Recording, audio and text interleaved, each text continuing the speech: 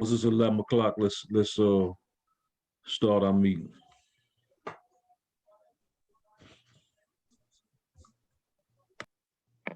You ready for me now?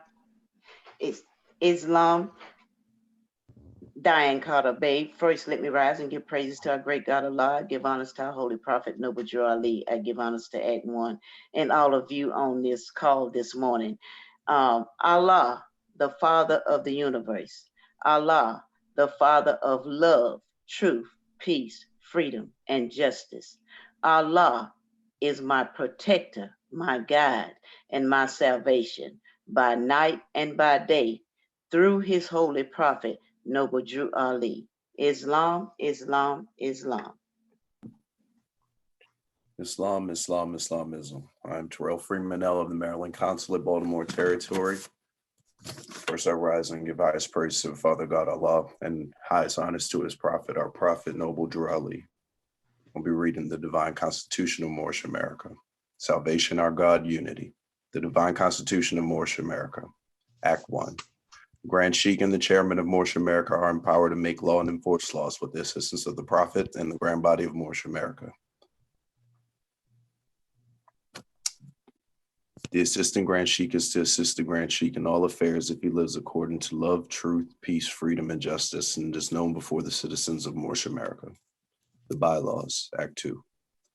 All meetings are to be open and closed promptly according to the Circle 7 in love, truth, peace, freedom, and justice. Friday is our holy day of rest because on a Friday the first man was formed in flesh, and on a Friday the first man departed out of flesh and ascended unto his Father God Allah. For that cause, Friday is the holy day for all Muslims all over the world. Act 3. Love, truth, peace, freedom, and justice must be proclaimed and practiced by all citizens of Moorish America. No citizen is to put in danger or accuse falsely his brother or sister on any occasion at all that may harm his brother or sister because Allah is love. Act 4.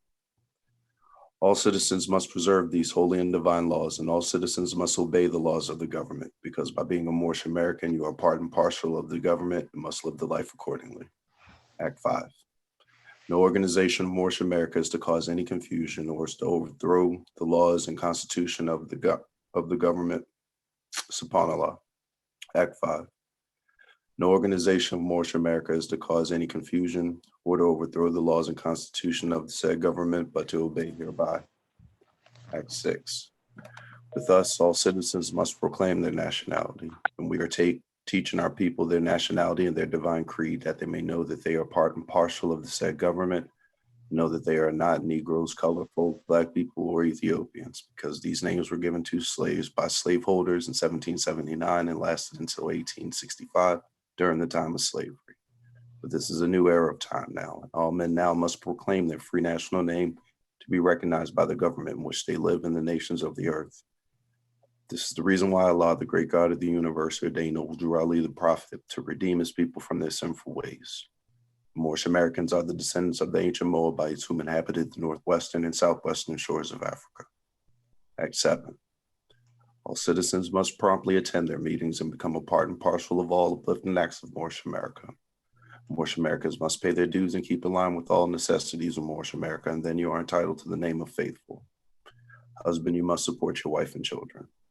Wife, you must obey your husband, take care of your children, and look after the duties of your household. Sons and daughters must obey father and mother and be industrious and become a part of the uplifting of fallen humanity. All Moorish Americans must keep their hearts and minds pure with love and their bodies clean with water. This divine covenant is from your holy prophet, Noble Drew Ali, through the guidance of his Father God Allah. Prophet Noble Drew Ali, peace and blessings be upon him, founding father and framer of the divine constitution and bylaws of Moorish America. Islam. Islam. I'm Kamayat Shubay. First, I want to rise and give all praise to the great God Allah and honors to our holy prophet, Noble Drew Ali. Honors to the Moorish American government, its officials, and its citizens. Islam.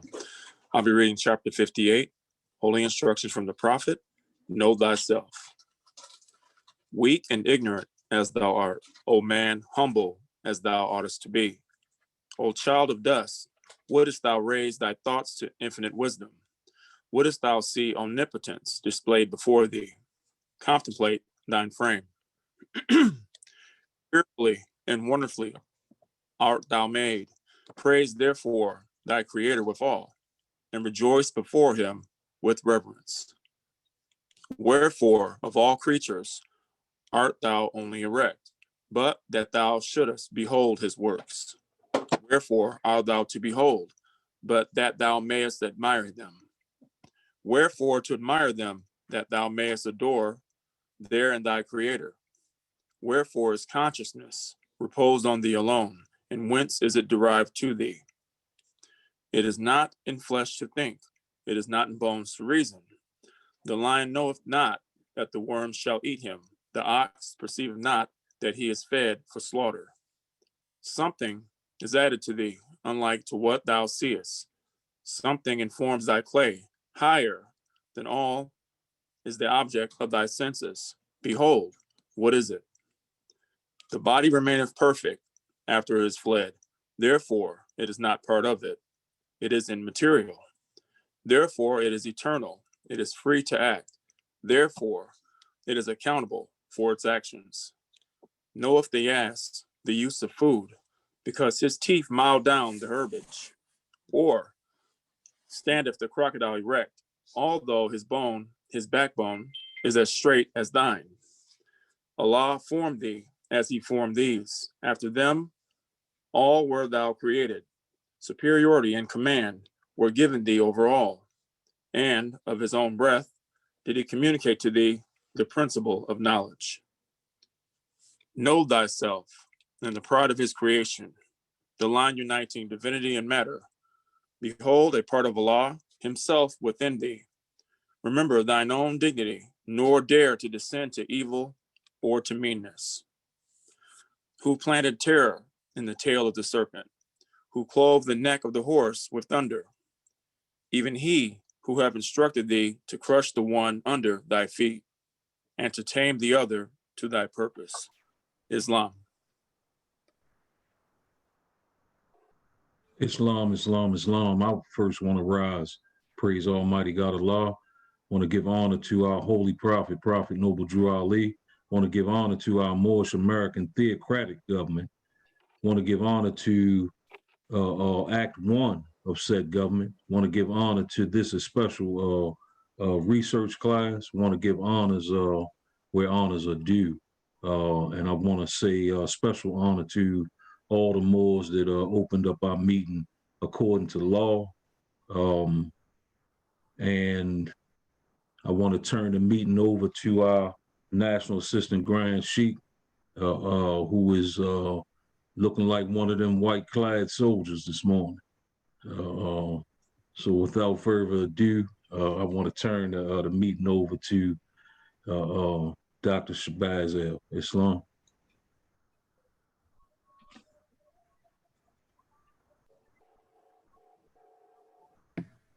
There we go. Islamism. Can you hear me, Grand Man? Islam. All right. Islam. Well, we want to rise and give praises to the great God Allah, Father God Allah, and honors to his holy prophet. Honors to our holy prophet, Noble Drew Ali, Yalahaj Sharif Abdul Ali, that is. We give honors to our Moorish kin once again, here, there, and everywhere, and therefore honors to all of you who are continuously honoring yourselves by being yourselves. We give honors to our Grand National Seal, Grand National Emblem, National Flag, Divine Constitution and bylaws, and honors to all of you who are indeed a living manifestation and personification of everything that our holy prophet brought to make us a nation. Islam, Moors, we want to welcome you once again to another grand, and we actually look at this as an adept research session, the classes that we have, because these lessons are most definitely high lessons, and they will be a blessing to our people. You know, and in the light, I want to also say this right here too, Moorish Ken. Before we go forward, we noticed that there have been a lot of our Moorish kin when it comes to the classes that I guess for some reason, I don't know how many times Moors hadn't been able to come forth to this meeting, but it's not that we are burdening the Moorish kin. but this is a drawing that prepares us so that we may be able to prepare our people. So we encourage our Moorish kin to be here, because as far as dealing with the recording, our brother Malik had a lot of Moors coming at him saying, send me the recording. But, you know, as he pointed out to me, many Moors Peace, General. wasn't even, Peace, brother General. Ashby Bay, mute your mic, my brother. Brother Ashby Bay, mute your mic, brother. Yes, sir. So when basically he was giving me an insight in regards to dealing with the Moors that wasn't coming forth basically on the meeting, and then they was reaching out for the recordings. So at this particular time, we're gonna demonstrate like the prophet demonstrated.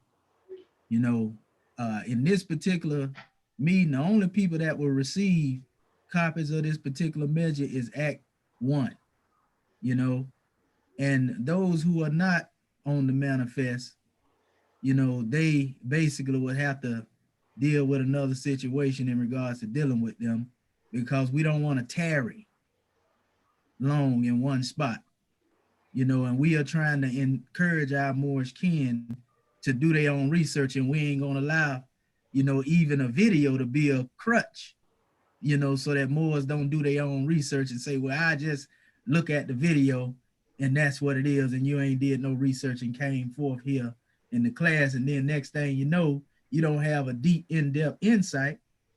Because these, I'm gonna tell you something else too, these are postulates that we are setting out here, Moorish kin. So you're not only hearing from the National Assistant Grand Sheik, you hearing from Act 1, you hearing from all your Moorish kin, and they can give you a grand understanding just by listening to the various different postulates and measures by being present. But if not, and then you just depending on the video, you're gonna always come back with questions, and we'll be tarrying in one area while everybody else are advancing. You see, and so we're not saying this to be mean or unjust. We are just trying to push our Moorish kin to really study, because we never know when some of us gonna leave the manifest, you know, and we ain't trying to leave our people in a mentality where they have become, you know, caught up so much so in personality of what they heard to where they can't stand forth and lead. You see? So the prophet, you know, was a prime example of this. So we just wanted to set that out there on the manifest, Moorish kin. And if any of you been in schools and studied, y'all know that you have people that talk, you know, you might have didn't like the teacher per se, but eventually later on down the line, when you unfold it, you know, and it wasn't that you didn't like them, it was just you felt like it might have been strenuous or whatever the case may be. You say, man, that one sure enough gave me some insight. And you don't see it often until later. By that time, you done unfolded and become a mastermind. You see, but you still got to pay homage, you know, to what you had to go through in order to unfold. So I said that Moorish kin, just to give our family some insight. Now, we got a grand drawing to bring forth, and we know our Moorish kin that have been there. Oh man, they got a lot to bring forth to their Moorish kin. So we look forward to that. And we're gonna unfold a few measures, because like I say, when you're dealing with the first physical man, and you talking about the great God Allah, this ain't something that you can just cover in a few hours. You know, you got to keep hitting at that particular demonstration. But we're gonna make it as concise as possible, and we're gonna go into some grand insights here. And I want to do a brief recap in our first portion that we spoke of, just mainly the main issues. When we left off, we were talking about the first physical man. We spoke on the many different expressions of Adam when he came forth, so to speak.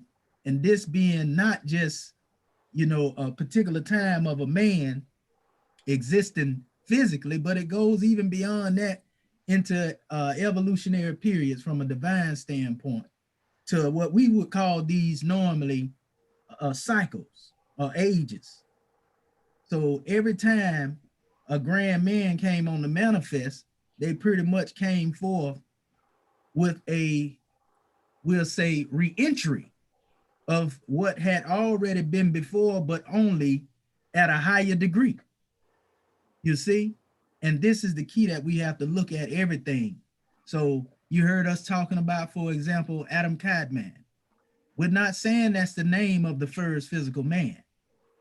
What we are saying that special state represent a condition of divinity, and the first physical man actually came forth from that particular Adam Kadmon. You see?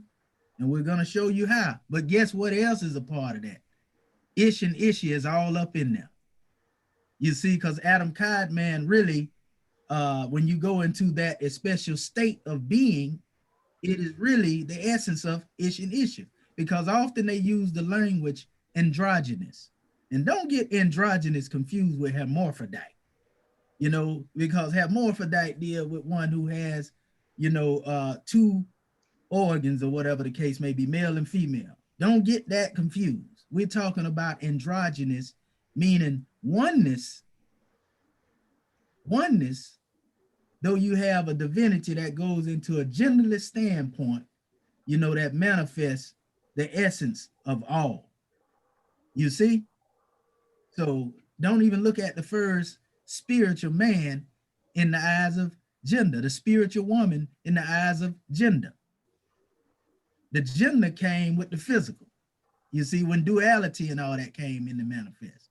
So when we go back to dealing with Adam Kadmon, we're going to show you some science up here in a minute. Some of our Moors already got it. See, I even put a sneak preview out there in the media for our Moorish kin throughout the week.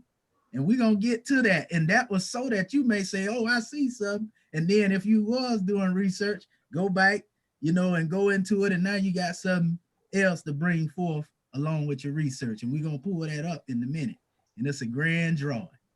But right now, we want to go back into the aspects of, we pulled up that the Kadmonites are actually what we call indigenous. That's simply a name that means indigenous, a name that means aboriginal. It's not referring per se, you know, to just saying, okay, well, these are a particular tribe over here, tribal. It's referring to a people that were the indigenous inhabitants of the land of Canaan. We established that in our last teaching. So in other words, it's not strange when you use the term Adam Kadmon being spirit man and the Kadmonites being the first manifestation in the city, in the holy city of Mecca or Canaan. These are dealing with the same people. And you're going to see that these are also the ancient Moabites by the time we get through with this special measure.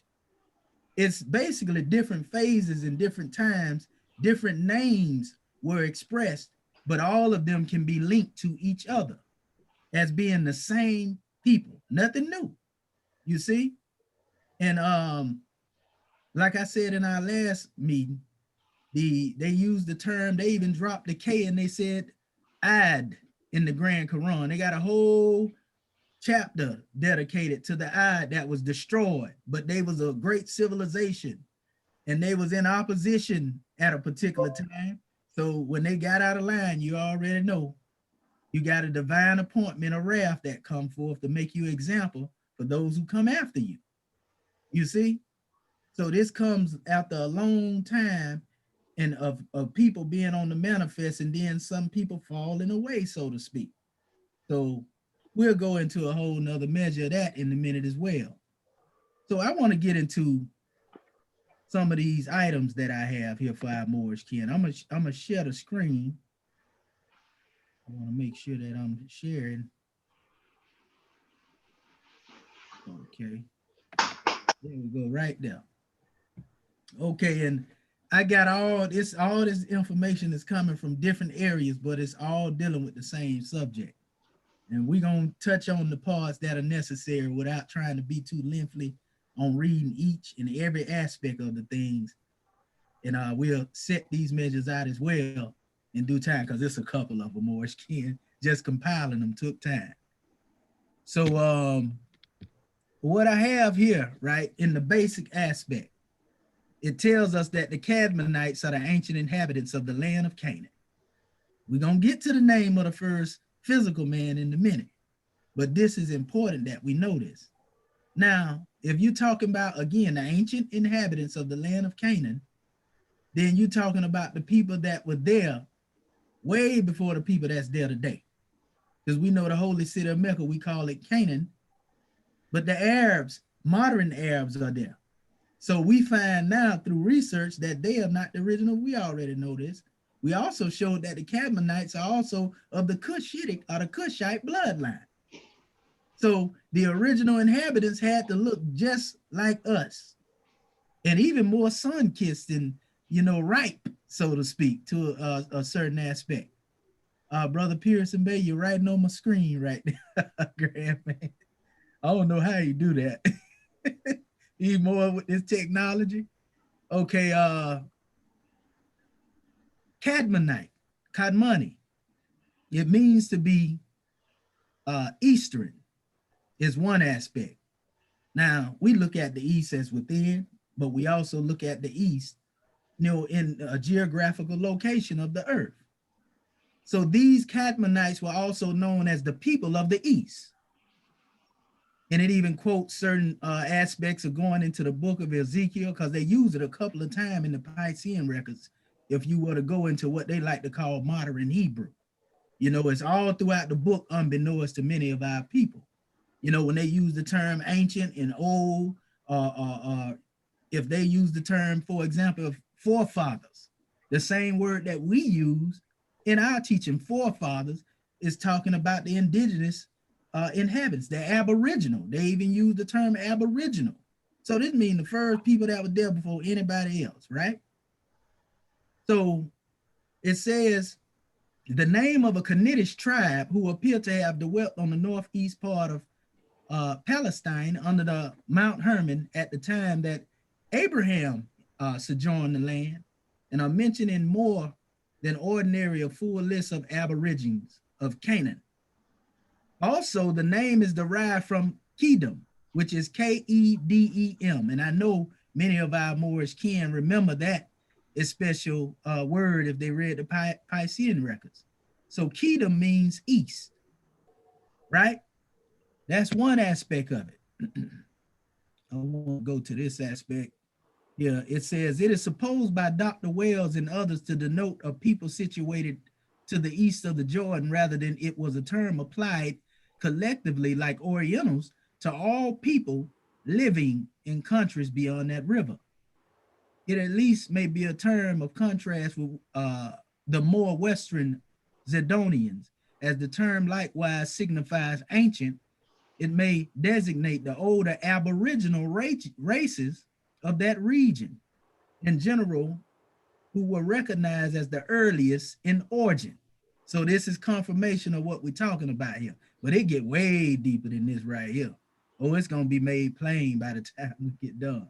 It say both these explanations may be correct, as the Kadmonites are not elsewhere mentioned as a distinct nation, and the subsequent discontinuance of the term in the assigned exception may easily be accounted for by the nations beyond the river having afterward become more distinctly known, so as to be mentioned by their several distinctive names. So it's letting you know that the Kadmonites, you know, it's almost how we use the term Asiatic, you know, so we can even say, well, the Asiatics from the terminology that will be used in the original text would actually go back to the Kadmonite, because we know Asiatic is English expression, right?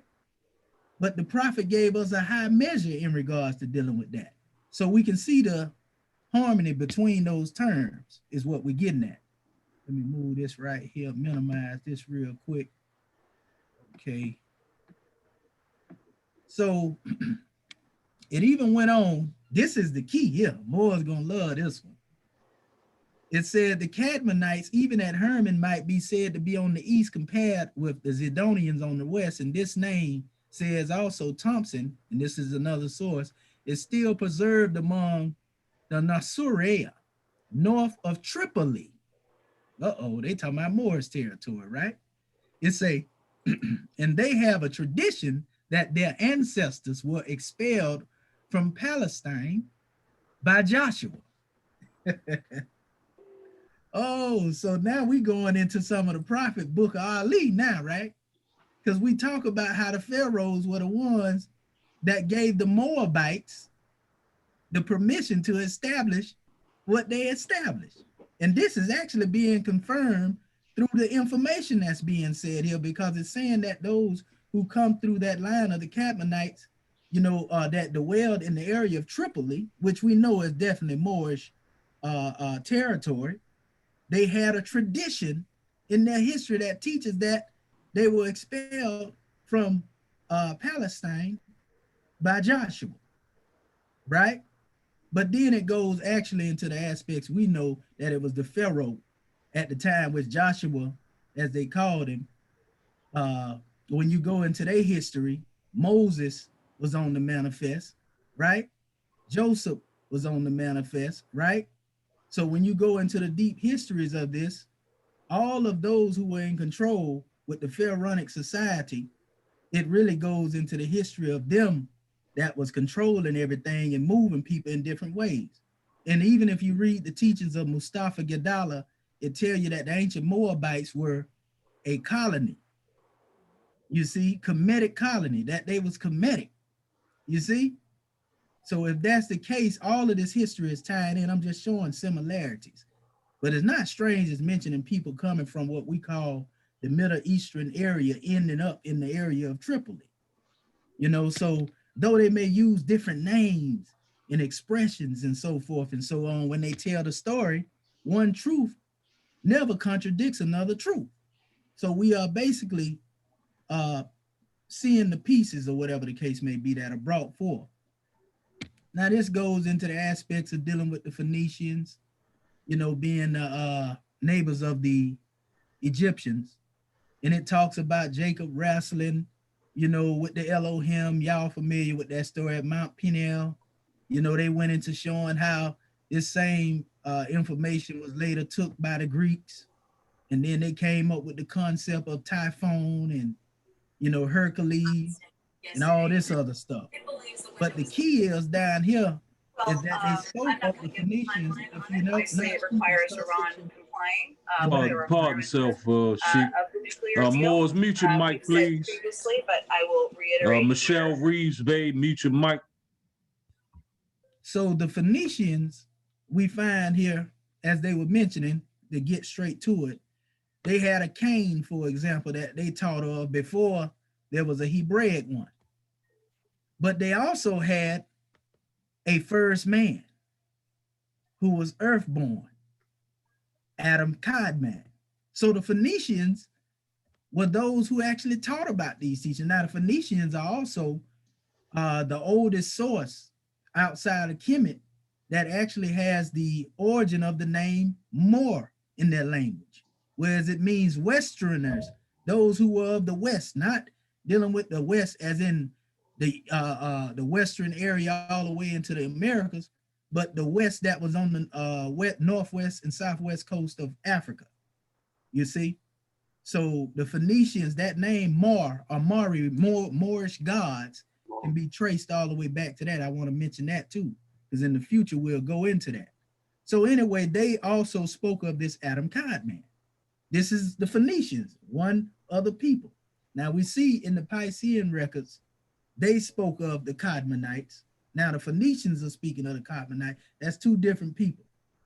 You see that have a record of these particular people. See, this is how you deal with tracing information. Because if everybody talking about it, you know, and they in different areas, everybody can't be lying. Somebody got to be telling the truth, right?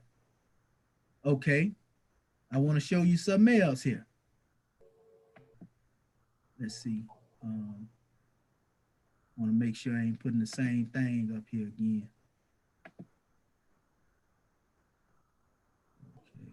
Okay, here we go. Okay, so let me share this screen again. All right, there we go.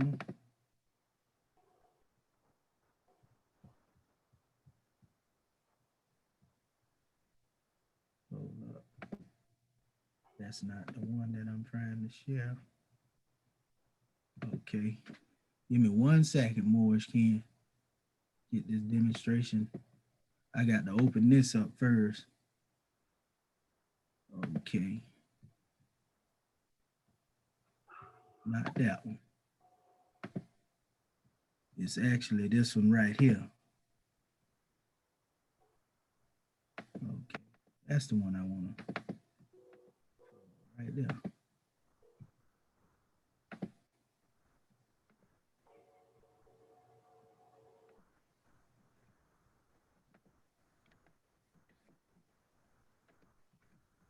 don't know why I keep jumping off of my little page over here. What is going on over here? Rome, you ain't getting that, you ain't winning today.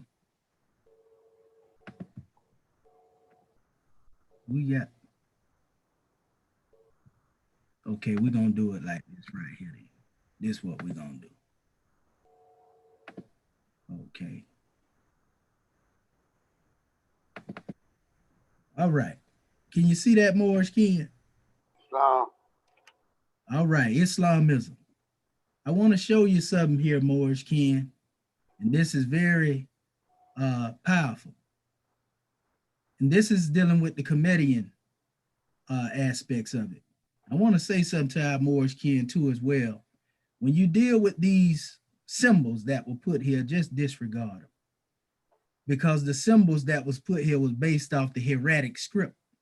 And then they placed symbols beside them. And actually the symbols come from what we call the Proto-Canaanite or Proto-Sinaitic language that was developed by our ancestors. But the European tried to superimpose those alphabets into making them the alphabets of ancient Kemet as a pictorial script. But the real script was the hieratic script. You see, and our ancestors actually derived their knowledge of these pictorial glyphs, the ones that they did use, they derived theirs from our ancestors in ancient Kemet, you know, our Moorish ancestors, in other words, the Moabites. So the European trying to figure things out, they ended up putting the symbols up here as opposed to the alphabet. But we'll get to that at another time.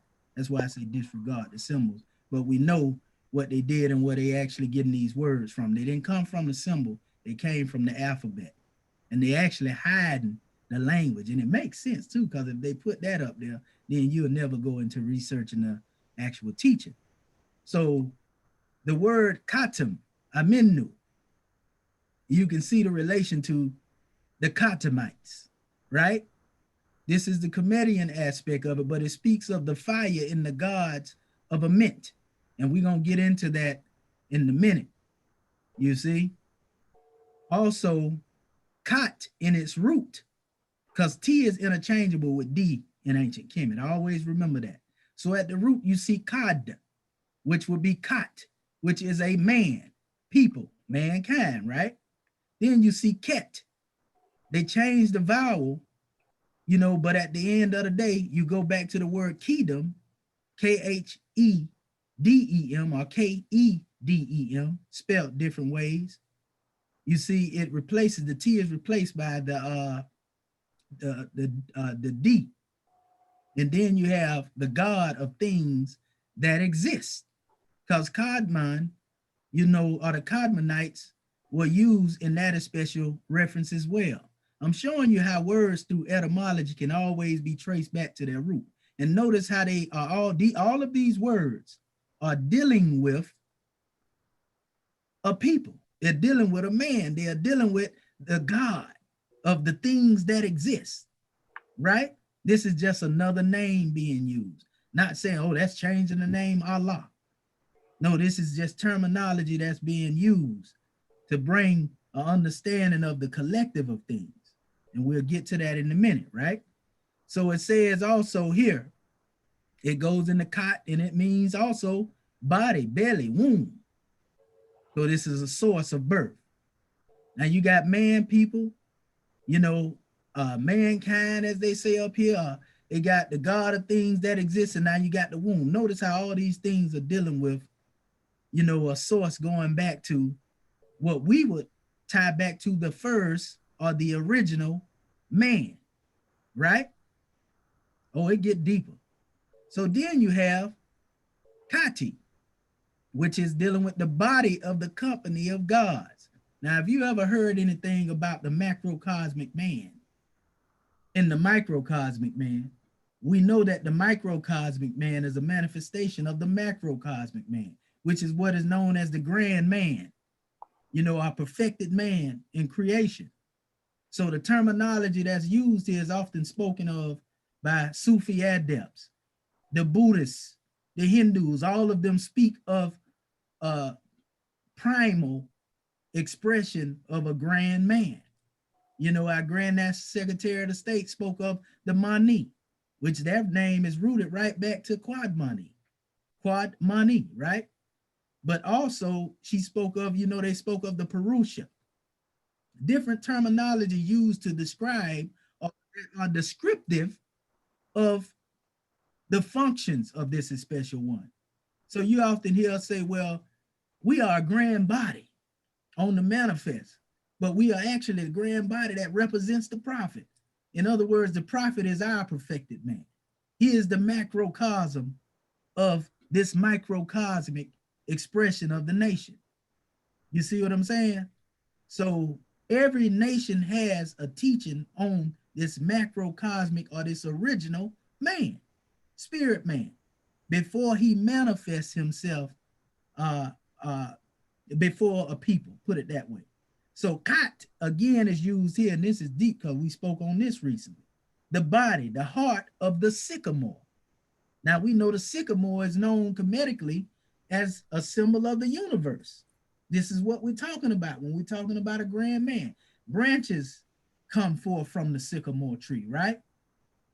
And if you do any research on it, you know, from an esoteric standpoint, they're going to tell you that this is a symbol of the tree of life. So it's not strange when you see the term womb, you know, belly, you know, when you see these measures brought on the manifest, because the goddess was at the center of the sycamore tree. So now we see, you know, the personage that most people will identify as a man and a woman, but there's a oneness between the beings, and they produce what we see on the manifest. It is the harmony of Ish and Isha that brings everything to the manifest. I'm showing you the connections between these things, right? So it says that also it means a part of the sky very full of stars. It also is of the body, issue, children. You see, that's another measure. Now they equating the measure with not only the heavens in the body, but they equate these things also with children. This is progeny, descendants, and so forth and so on, are those who are born. So this word katat, which means the great body of Ra and Osiris, that's another name that's being used for the same expression. Nevertheless, we still talking about, again, going back to the katim amentu, which deals with that which is spiritual. And then the physical manifests later outside of that. I'm just showing you the relation of the word Kadmon in the Comedian language. Now we're gonna make this plain in a second here. Okay, I got another portion here as we, let me see, get this out the way here.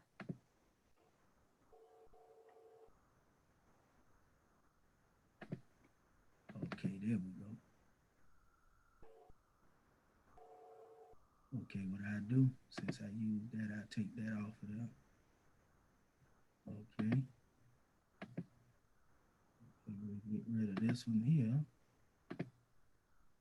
I got to go through a process of elimination in order to do my screen share because I got a couple of files up here. Okay, we good now. That's what I was looking for. Okay, well, let me share my screen. So now when we go back, and Moors, let me know, you see this here?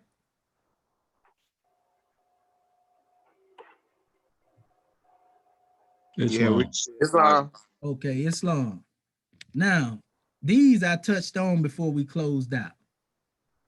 We ain't gonna go over the whole of the definitions up here, but we have these and they definitely will be available to our Moorish kin. We go into the fine points of them because it's a whole lot to go over all of this, but this is all my research. And it's a lot. It's some I couldn't even pose. It was so much. So going back to that name Kadmonites, again, we keep seeing original. We find out birth. We find out children, basically humanity. You know, we see the grand body, all these names being connected in root. When you go comedically, it reveals everything. It sure enough take you up there into the ethers of divinity.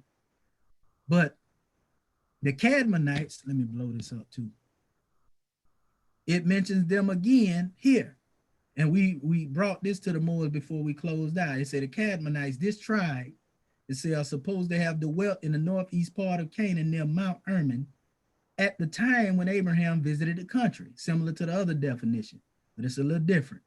The word Kadmonites is supposed to mean Eastern people, and hence some have conjectured that they were placed east of the Jordan, or the word implied collectively all the people living east of that river.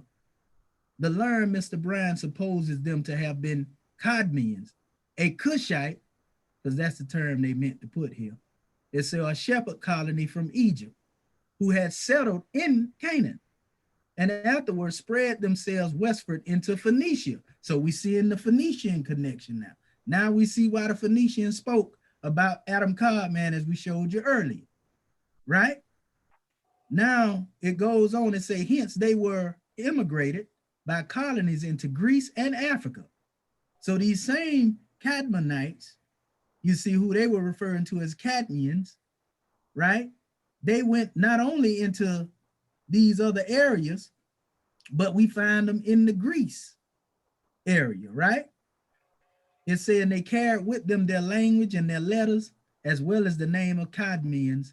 Kadmos was one of the names of Osiris, chief deity of Egypt. There we go. Oh, now we're getting somewhere. Now we spoke of the Kemites. We showed you the relation to that Kemetic terminology. Now they are saying basically that, you know, when you go into the essence of Kadmos, which goes back to Adam Kadmoni, can also be known as Osar or Osiris. You see, same personage, same entity. This is the way that it came to them. And it goes deeper than that because we're finna show you another measure right here. Not only Osar, and this is what lets you know Kadmon represents a station more than just dealing with, you know, a particular individual, because many individuals who come forth, again, represent the expression of that same spirit essence. And I'm going to go back to showing you why in a minute. So here in another source, I showed this to our Moorish kin. They said, blessed be Ta, Kadmon, and the K became Q here. And you're going to see that too when we get into the Arabic in a minute.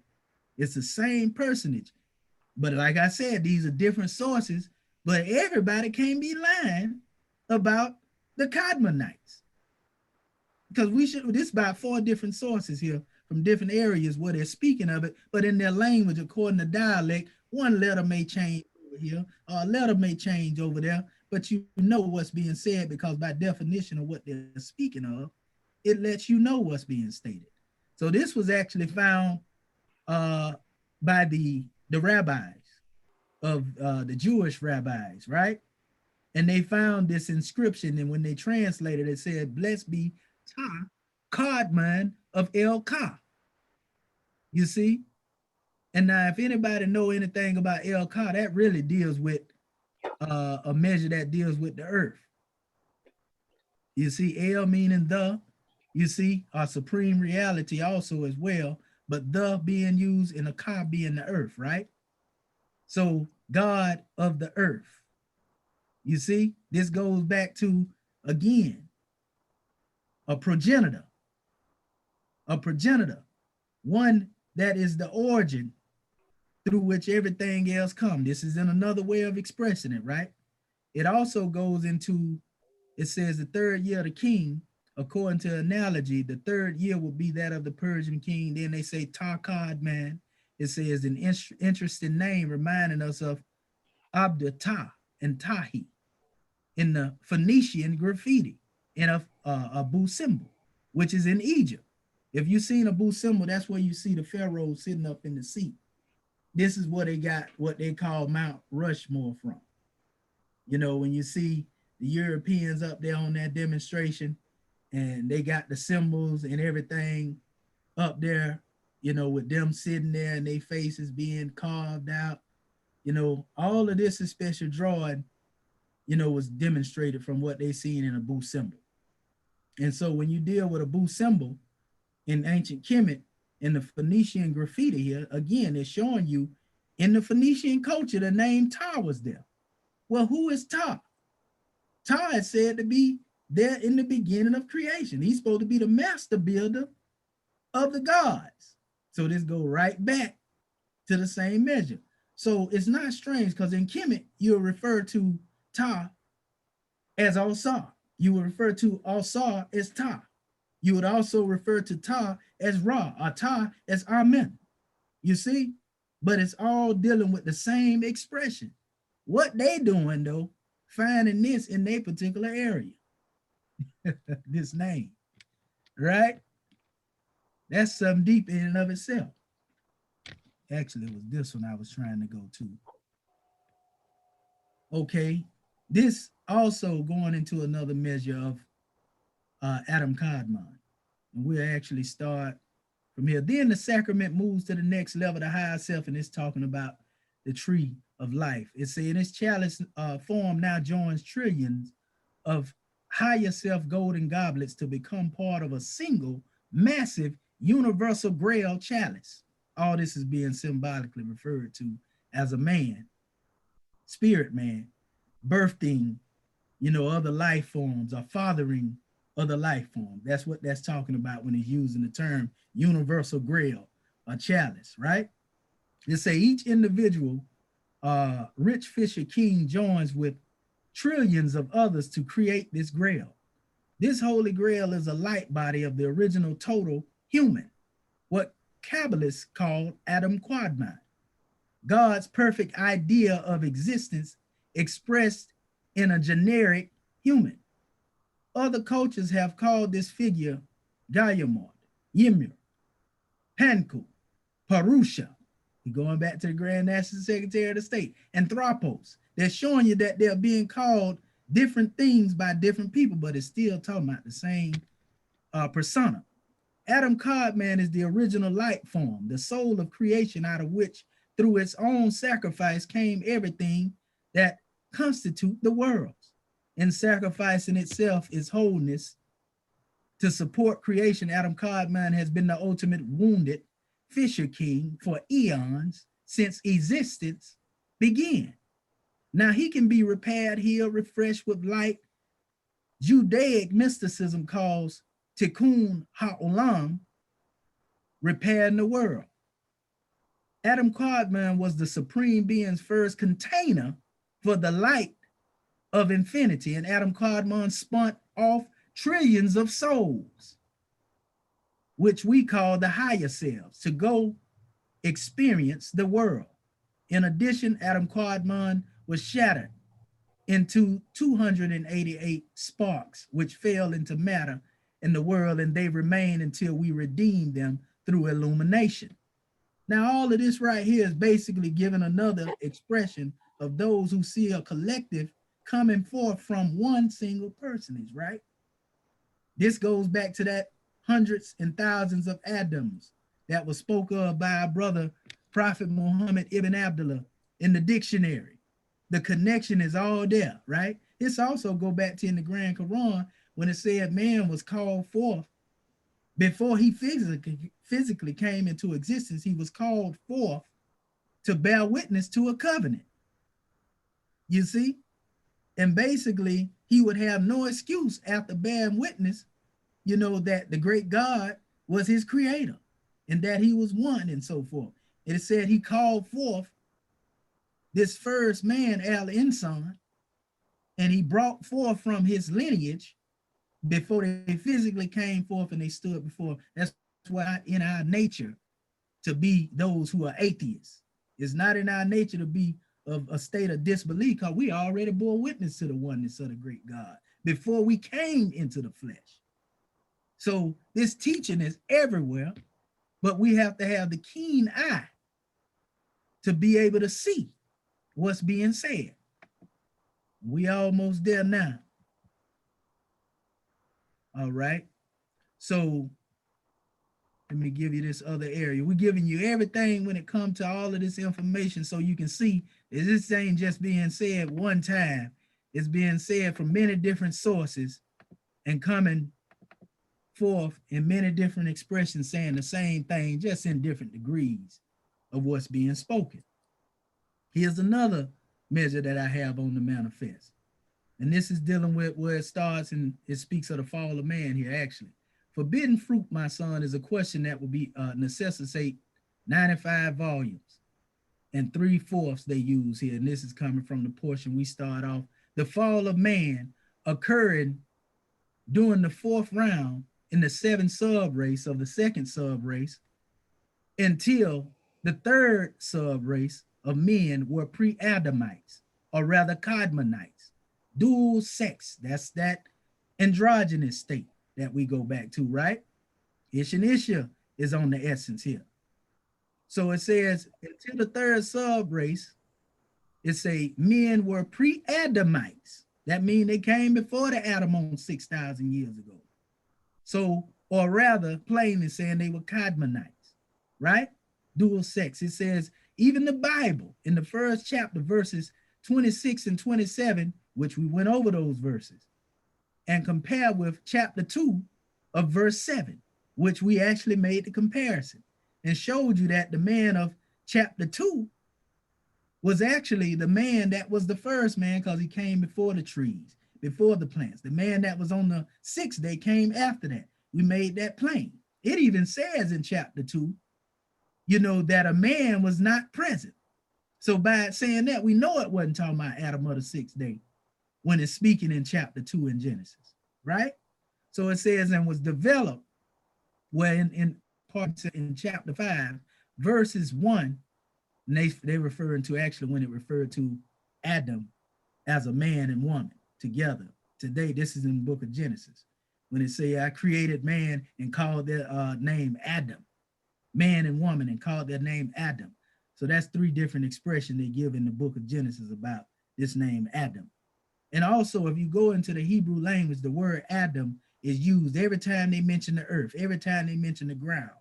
So we got to be careful with that, because it's not always referring to a man being referred to as Adam. The ground itself was called Adam, that you walked upon. You see, man was just made from that, which is where the name Adam in the biblical text came from, right? And the chairman pointed that out in the Exhuming of a Nation. So it says in verses in 5 and verses 1, it begins in the kabbalistic line. It says, yes, sir, touch was developed really in the 3rd sub-race. It said, thus, it said, do not pay call several spiritual races of man, our ancestors, for they are the ancestors only of the 1st and 2nd sub-races. Our ancestors are shouting post-Kadmonites, the Adamites. And now I'm going to tell you who said this right here. This was coming from the Indologists, who gave this particular measure. They was, Indologists are European that go and study the teachings of India and then come back and then teach their own way, by the way. So they were saying, these Europeans were saying they are Adamites, even though they giving you the information right here on who the Kadmonites are. They saying these are not our ancestors. They say they come from the Adamites, but they are referring to the Kadmonites of those of the original people, where at least they told the truth and they know they came from the most recent Adam, but we come from the ancient Adam Cod man. You see, spirit man, right? So it goes on here. I seen one measure where they gave a breakdown on the Hindu Kundalini. It was also a representation of DNA or genetic composition, as was the Egyptian thought, which is a term that's used in our Moorish Holy Quran, which is really Tehuti. and the kabbalistic king Adam Kadmon, the first man, as the anthropos principle or essence of mankind in our world, dominating distinction of ourselves from animals by means of cultural criteria. So now you see the name Tho or Tehudi coming up in here. We done seen Ta from Kemet. We done seen Osar from Kemet. You know, and all these names being associated going back to Kadmon, right? Here's another measure here. And this is coming from Ibn Arabi, a scholar of Islam.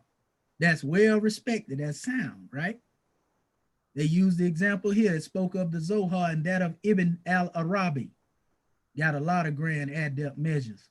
It says, in both cases, human beings in their perfection and fullness of their humanity are manifestations of God. It is this ideal being who here and there is named Adam Kadmon. The ancestral human being, or Al-Insan, you heard me use that name, Al-Insan, because in the Quran it refers to man as Al-Insan, Al-Kamil, the perfect human being. You hear the Sufis use this terminology.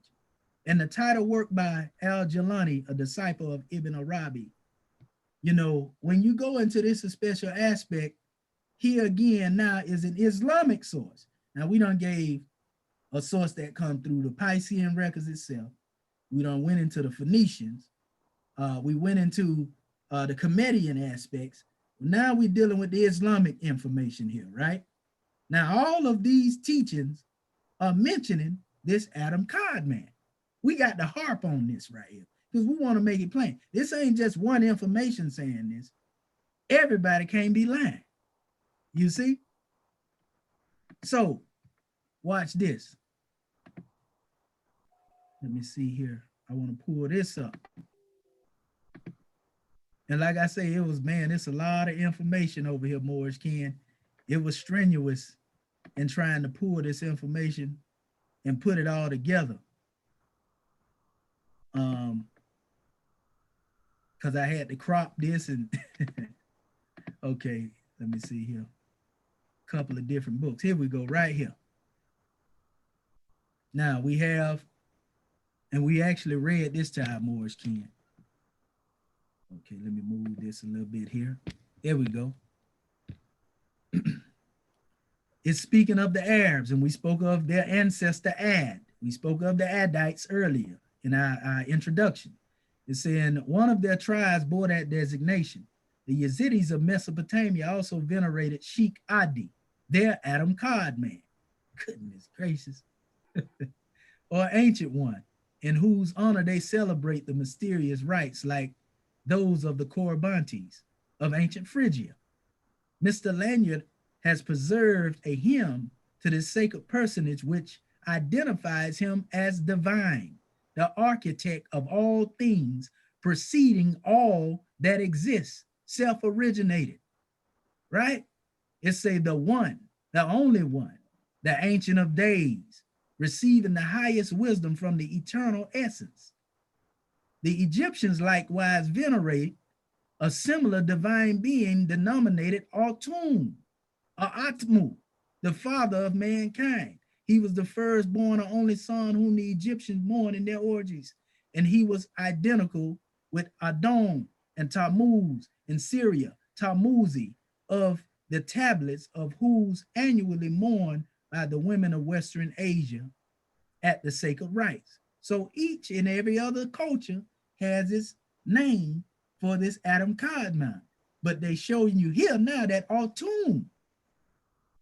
So this make you automatically say, well, Atum God-man, Adam Kadmon, right? So Atum was seen as the all Kemetically, going back to the cat, going back to now, Ta, Kadmon, Asa being referred to as Kadmon, right? According to the other things that we showed recently, Tehudi being associated with Kadmon, we know Tehudi is divine mind. Atum being associated now with Adam Kadmon. Everybody can't be lying. All of this dealing with the beginning though, and the root existence of spirit man who first manifested himself or became the thought of the great God Allah manifested. See, that's the difference between Adam of 6,000 years ago. You see, Adam of 6,000 years ago was made by the Elohim, right? That first man, when we talk about the thought being manifested, he was made from the great God of mind, or the great God's mind, and his thought manifests, right? And in the image of him was that Adam of the sixth day made. See, so the first man was made in the image of God, being a thought of God, but then the first physical, expression 6,000 years ago in this cycle, we'll say in that cycle of 6,000 years ago, he was made in image of the perfect man. You see? Because we wouldn't say Adam of 6,000 years ago would be a perfect image of God. You see, due to his failings and his falling. But we can go into Adam Kadmon from what we see in the description of here of being God himself, right? The vessel through which God manifested himself. So it says humanity, the Adam which was from the beginning before the earth was, and who is above is the firstborn of the Ancient of Days, that by him the heavens and the earth were created. The Kabbalah affirms further that Adam, the first Adam, Adam Kadmon, unlike other cherubim, they use that terminology to refer to Adam Kadmon. We talked about this too when we were dealing with the Elohim. Has a distinct personal existence, and that he is in truth the mighty God existing from eternity, anterior to both individual men and the visible worlds, and the efficacious cause through which both man and the universe exists. We will do 6 or 8 pages further on some reasons brought forward by the Kabbalah to sustain its singular statement that God as creator assumes the form of a man. Well, we know this is more scientists. You ain't got to tell us this. The Christians and so-called Orthodox Muslims are the only people that got a problem with that. So that confirms also what I just stated then. And again, these are sources that are harping upon the same measure. It's the same story being told, Moorish Ken, over and over again, right? Okay. Here's another portion.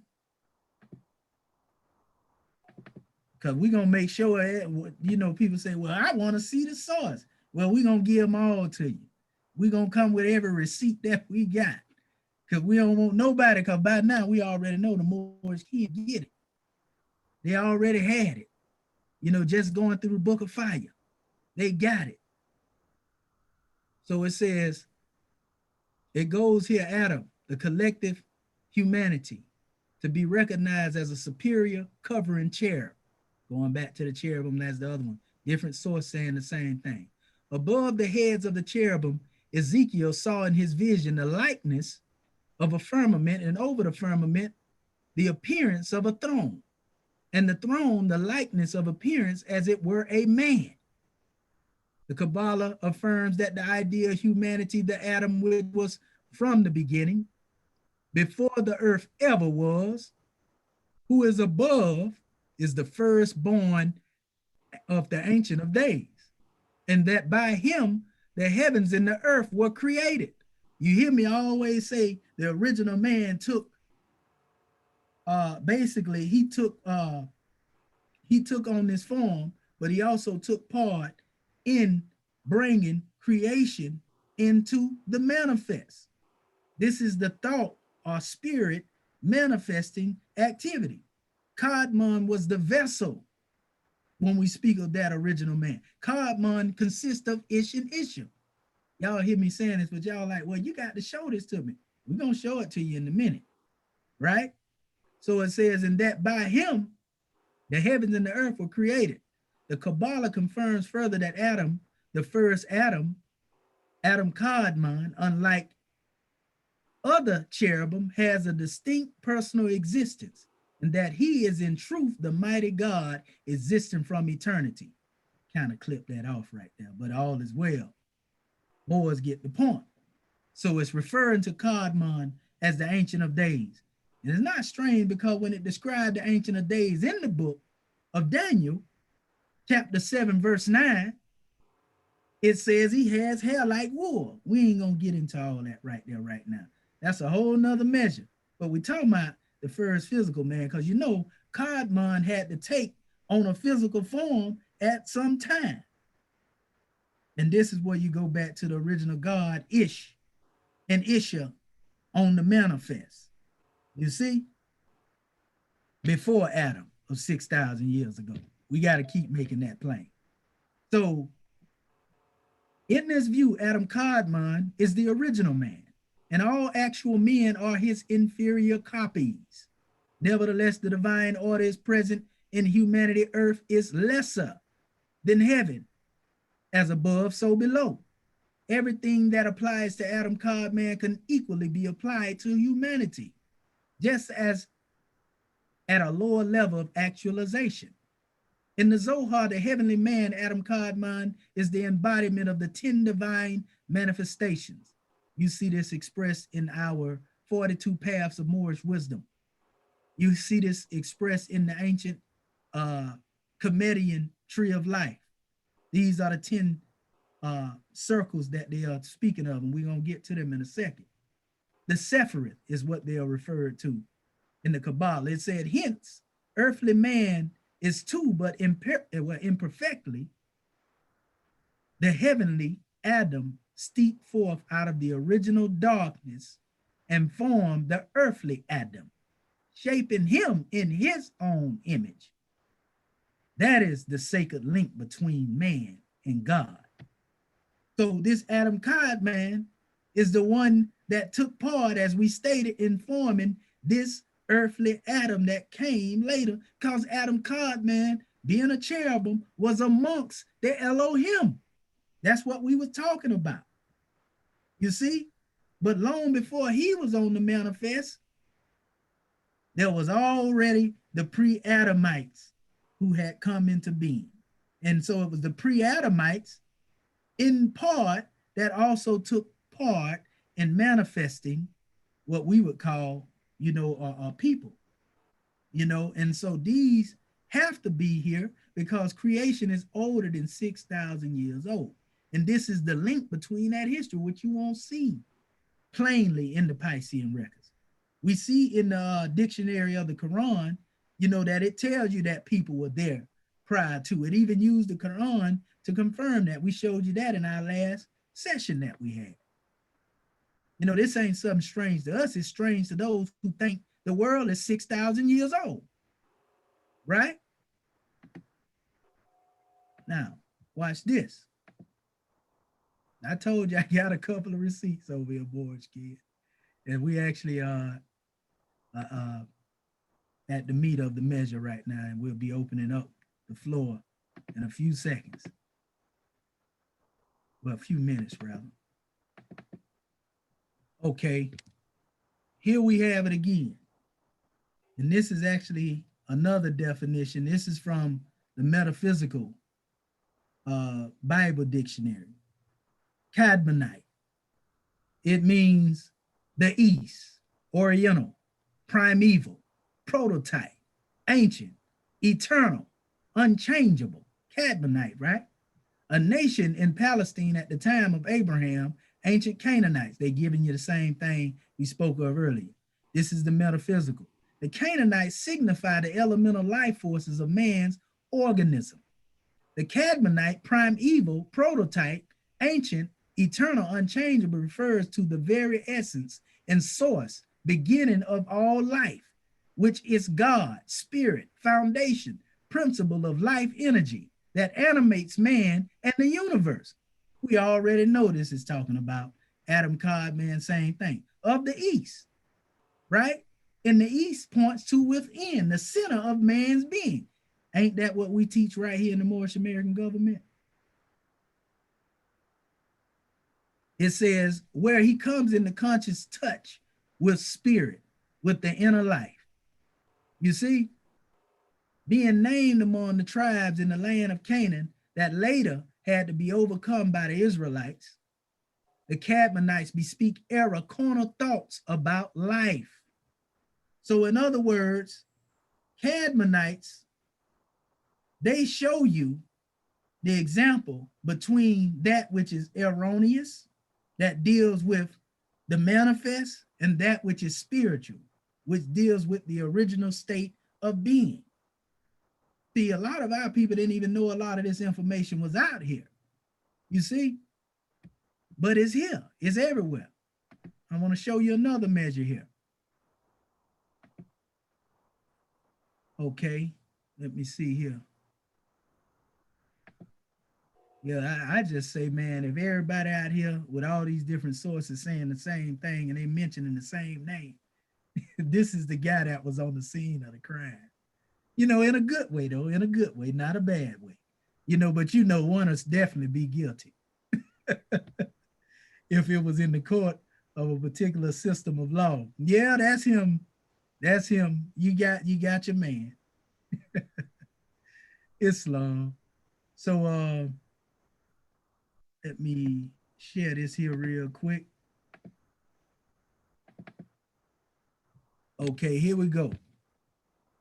Man, in Genesis 1:27, this refers to the spiritual template for the human being, made male and female in the image and likeness of the divine Elohim, right? An archetype often referred to as heavenly man, or in the Kabbalah as Adam Kadmon. So that image, that Adam on Genesis 26 or 27, again, just as I stated, is made in the image of Adam Kadmon. You see, we ain't got to even keep harping on that special demonstration because our Moorish kin unheard it a couple of times, but ain't nothing wrong with using the hammer of repetition though. So the creation out of nothing. The primitive being is called the Ancient of Days, the ancient ring of light, incomprehensible, infinite, eternal, a closed eye. Before he manifested himself, all things were in him. He was called the nothing, the zero world.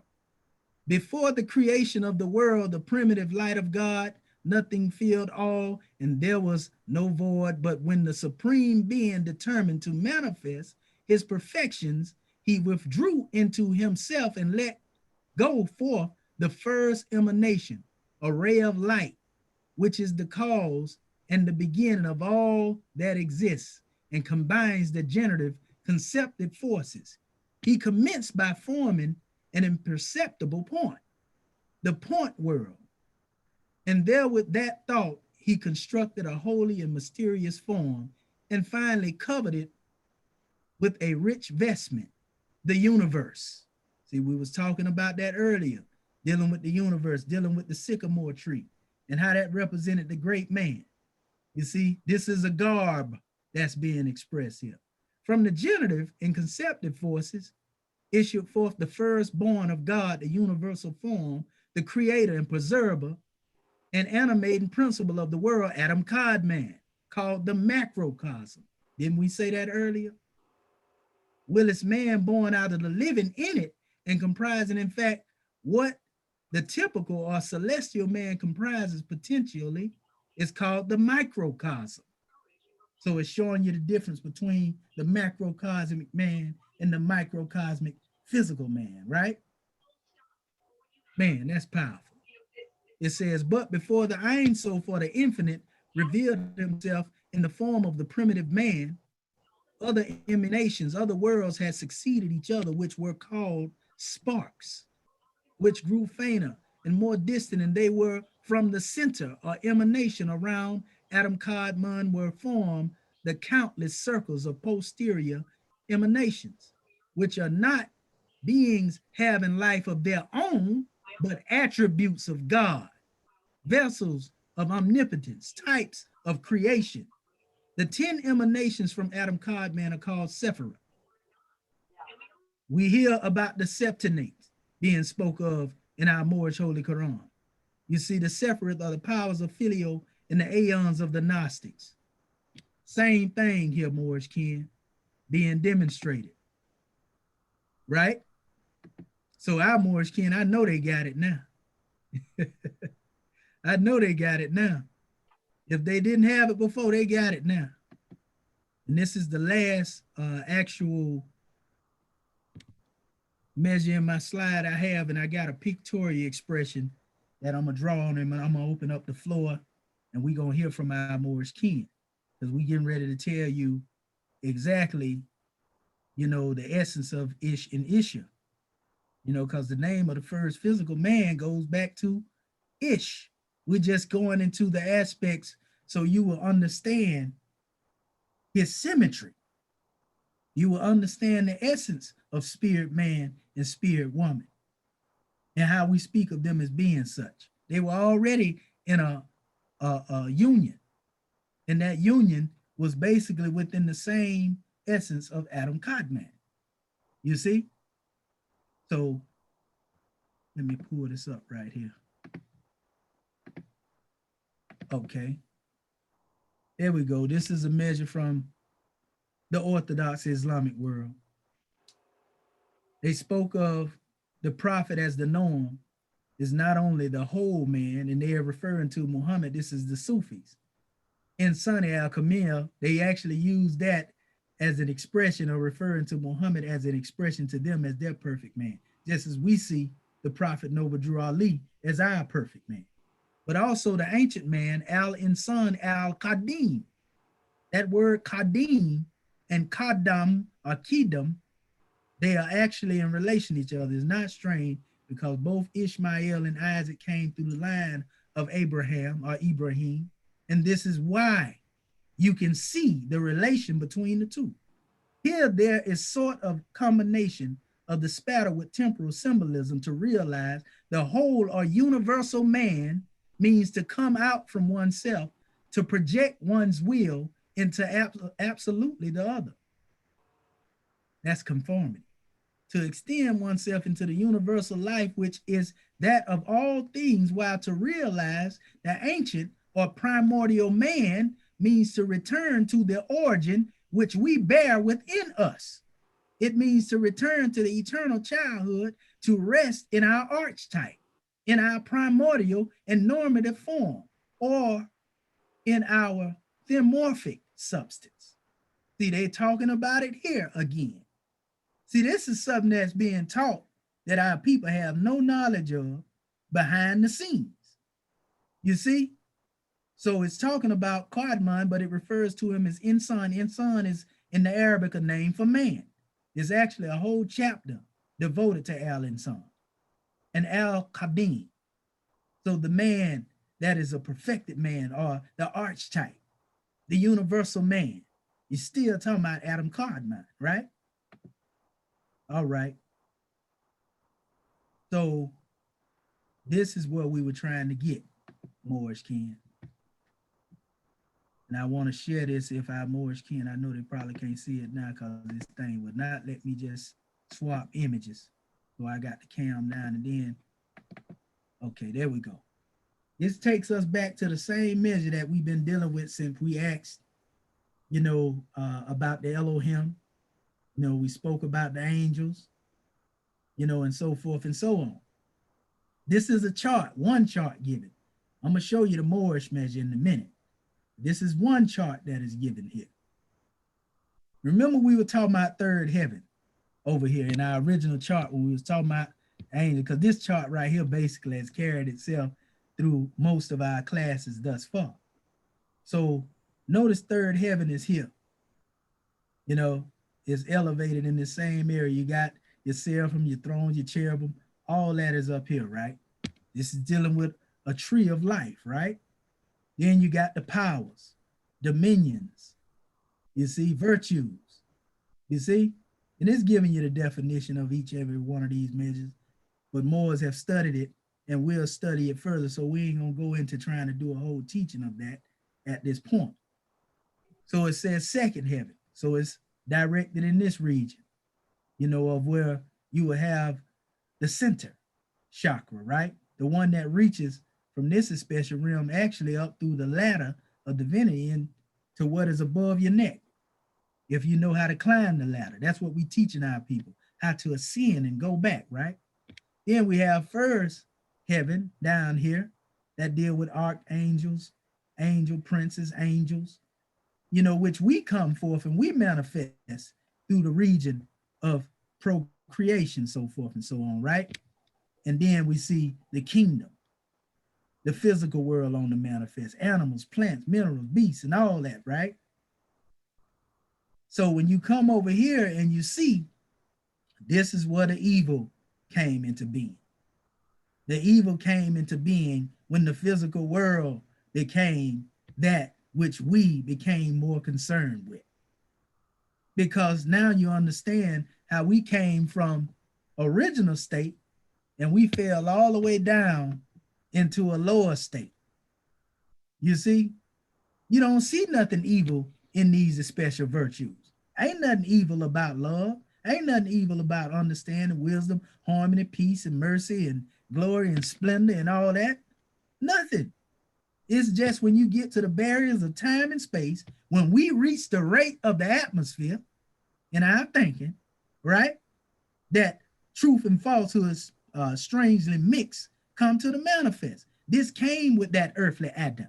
Notice the word here is Asia, that deals with actually the kingdom of the physical world of formation.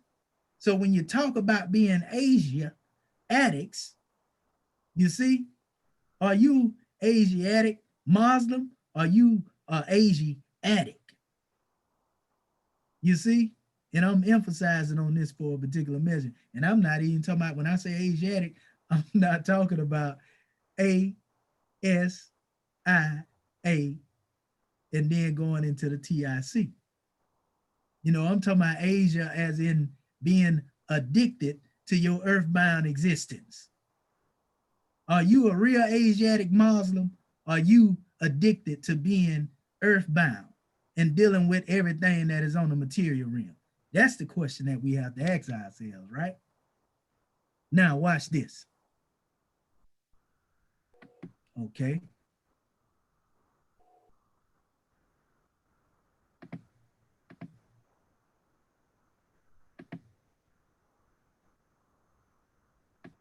Here it is. In the beginning was the Word. The Word was with God, and the Word was God.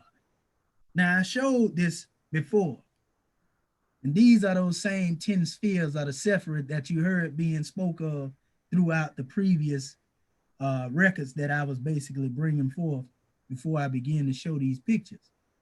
But notice how they synonymously, they form the same name that they call the name of the divinity in the Piscean records, right? This is a symbolic image of Adam Kadmon. They also have the Azilut, the Bria, the Yetzirah, and they have Asia here too. You know, it's small, but it's right there. They got it mentioned right here, the same thing I just spoke on. So you see the name can be placed in the form of a man. We even had this lesson in our demonstration on the Grand Sisla. You know, when we spoke on the Moorish flag, we showed this same information. But this is more in depth. Now look at this same chart on the tree and look at how it relates to the DNA sequencing. So it's not strange that when you deal with this, and we talk about Adam, Kadmon shown containing the 10 Sephirot of the tree of life, now we go back again to that sycamore tree. You see, this is the tree from whence all life was given birth, right? So now you can see also, if you know anything about the Comedian teaching, the symbol of Ta is often an intertwined rope. If you've seen the rope, and we showed it to our Moorish kin, Ta goes back to dealing with creation in and of itself. So it's not strange that this symbol looks just like the rope of Ta that deals with the DNA sequencing. But if you notice here, you'll see that these strands are broken. So when the prophet say he was going to mend the wires, man, the broken wires, and connect them to the highest power, this is how we reconnect ourselves, by mending our consciousness back to the source, being one with the creator. Instead of dealing with the DNA in the likes of just your physical bloodline or your lineage, you see, or vaunting the physical body, let's get with the NDA, Noble Drew Ali. Let's get with the DNA, divine nature of Allah, divine nature in action. Let's get with that aspect. And that's when you're dealing with the real aspects of a spirit man manifested in this human form. You see, and you don't vaunt then the body, because you know the master of the house is more honorable than its walls. Islam, right? Oh yeah. Holy breath is what we're talking about, Moorish kin. And finally, that in which our Moorish kin been waiting on. This is the last pictorial expression. It was a design by myself to make things more plainer. Our Moorish kin. And it's right here. We want to brief this. Okay. Just want to make sure I got this right image up here. Okay, there we go, right. What in the world? Okay, there we go, right there. Okay.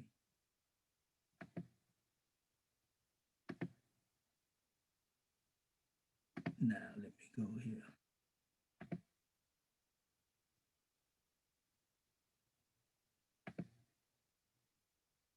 Okay, it should be shared now.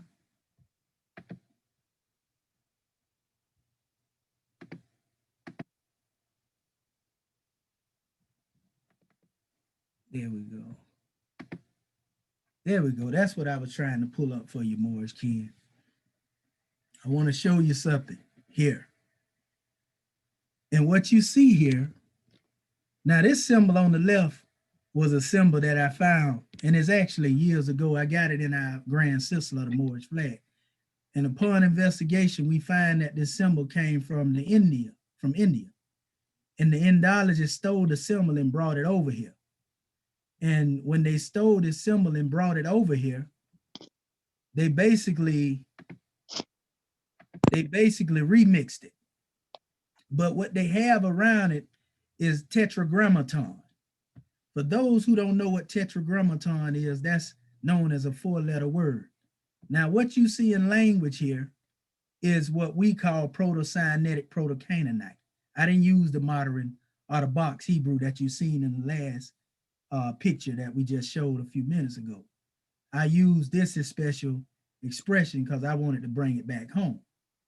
So what I found in dealing with the science is that when you go into this special YHWH, which you read it in its proper way, you know, from this direction, but if you look at it from the other direction, you see actually who he is actually a comedian expression of this same name that is known as Yod He Wav He.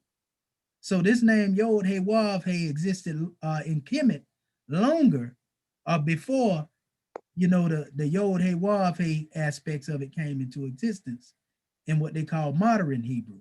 But yet this is the Proto-Sinaitic, Proto-Canaanite expression and how it would look. And I wanted to use this because of the expressions that are demonstrated. You have the hand here. You have one special expression of manifestation as above. Then you have what I would consider a line of divinity right here, uniting the matter. Then you have another expression demonstrating that which is below. So you have the first expression of a man, you see, and this would represent a state of Adam Kadmon. And then you have this other manifestation here, which deals with the earthly Adamite, right? Now, if you notice, I put Adam Kadmon and I said indigenous Muslim. We know the indigenous aspect comes from the definition of the name Kadmon itself, right? Adam, going into the aspect of Adam Kadmon, this goes back again to the first expression before that physical Adam came into being as an indigenous Muslim. This is your nature in the Garden of Eden, or the Edenic garden.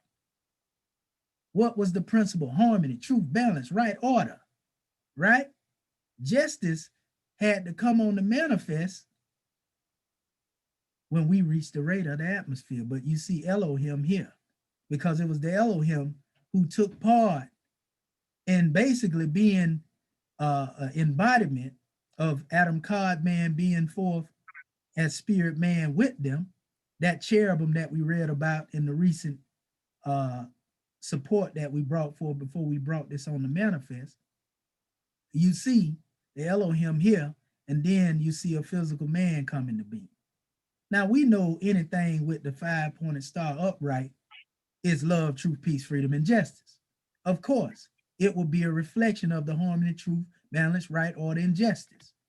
But on the downside, that you don't see the shadow, we didn't have to put an upside down pentagram here for those who are mastermind to see that when we talk about instability, inconstancy, weakness, insufficiency, you see, and misery, that this was dealing with the fall of man. And these are things that man have to contend with when coming into just being earthbound. If he becomes addicted to the earthly realm or the material nature, an Asiatic, ADD. I ain't even got to go into that measure. You know where I'm going, Morris kid. So if you deal with this aspect, then you see how Adam and Eve, they are descendant Asiatics, right? But this is the original indigenous Muslim here. This is our original state. This is where the issue and the issue come into play at. How is all of this possible? Because we've seen the name used here. This same name, this tetragrammaton in box Hebrew, used in Proto-Sinaitic, Proto-Canaanite. But guess what's inside of this name that's hidden that we don't know? Look at the letters here. In these letters, you see Aish, you see Aisha, right? When you look at these particular letters, there's something that they all have in common. You see Alihim down here, right? Ish, Aisha, Alihim, who he, or Yahweh, whatever name you want to use. You know, you can say Allah, because that's a 4-letter word too. It still deal with the same expression of going around the pentad, right? So when you deal with the relation of this name, in the essence of this name, it unites Ish and Isha. Ish and Isha is manifested from the name itself. How? Look at the letters in the alphabet here. In the name that will be Isha and the name that's Ish. This name, dealing with the hand, can be found. That letter can be found right here in the same name that is known as who he, right? Which means he is, right? But then this alphabet can be found there as well in the same area, right? But then when you come down to the name Elohim, you see these two same letters, the hand and a representation of what we would call the original spirit man himself, can be found here in the name itself. You see, you can't do that with the name Adam. The name Adam, you can't find where it connects to the name of the creator. So Ish, Ishi, and Elohim connects to the creator. And if this same name, you know, in box Hebrew made up the same thing, Yod, Hey, Wav, Hey, which is the same here, then Ish and Isha was right there in the beginning of creation, when creation was brought in the brought into existence in the beginning. And at the root of the name Elohim here, which is Alihim, you actually see the name Ali, if you have a proper insight. And so that's where that came into a state of understanding the difference between being those who were manifest from the thought of the creator as indigenous Muslims and those who manifested, you know, in the physical form, and some that had fallen into these instabilities or inconstant states, weaknesses, insufficiency, into a state of just being merely earthbound. Ain't nothing wrong with being an Asiatic, but are you one who has an amalgamated essence? Or are you original Asiatic? And that takes you back to also the Atik Yamen, when you understand your original essence as the Ancient of Days, which we quoted earlier. So that's my particular portion, Moorish Ken, at this particular time. And it was a lot to try to get off in so much of a particular time period that we have, but also we want to emphasize as well, we was asked the question, when did our flag turn from white to red? It was when man reached the rate of the atmosphere in his thought pattern. You see? So that's why you see the purity, and then you see us coming into the expression and standing in defense. Both of them represent the same thing. And I just used that symbol right there, you know, which I had designed a while back. You know, the Moors seen us in Baltimore demonstrating it, not as something in opposition to our flag or opposition to what it is, but we are taught in our lessons that white mean purity, purity mean God, God mean the ruler of the land. We're also taught that one day, you know, we'll move back to that state of purity. So purity in thought, that's the key. You know, so that's my special aspect, Moorish Ken. And hopefully our family got a drawing, but this video is on the manifest as we see it now. More should have been able to go through and get whatever it is they need to get. In a lot of these charts, I'd definitely be shooting out to our Moorish Ken, the charts, so that Moors can do further research, because it get deeper than this. You know, this is just a small portion, you know, and once we are able to see that, you know, we get a grand drawing. And I want to hear from my Moorish Ken. And I got some few elements that I'm going to bring forth, but they small things later. So I just want to say gratitude, Moorish Ken, at this time, peace, love, and law at all costs, you know, and Islam. We're going to open up the floor now. First and foremost, before I go anywhere, to my Grand National Chairman and my Grand National Secretary of the State, Islam. All right. Islam. Islam, Grand Man, whoo. I got a feather I'm wiping sweat. Yes, Oh, praise Allah, man. Honor Prophet Noble Dwelling for this great occasion. And man, this is a thank you. So Fred, that was magnanimous class. So thank you so much for giving us the origin back. Because you know, when the prophet said, "Who made you?" That was everything is in there. When they said the great God made you, you know, everything is right there. And it's up to us, use more science and think. Become the message that we bring. We are angels, we are gods. If the great God made us, you know, think about it. The problem with our people, they just don't want to be the message that they bring. They don't want to be themselves. But the prophet tell you, Allah is love. So what you doing, don't liking something, and don't liking this, and don't like him, and she ain't that, and all. What's wrong with you? God don't deal like that.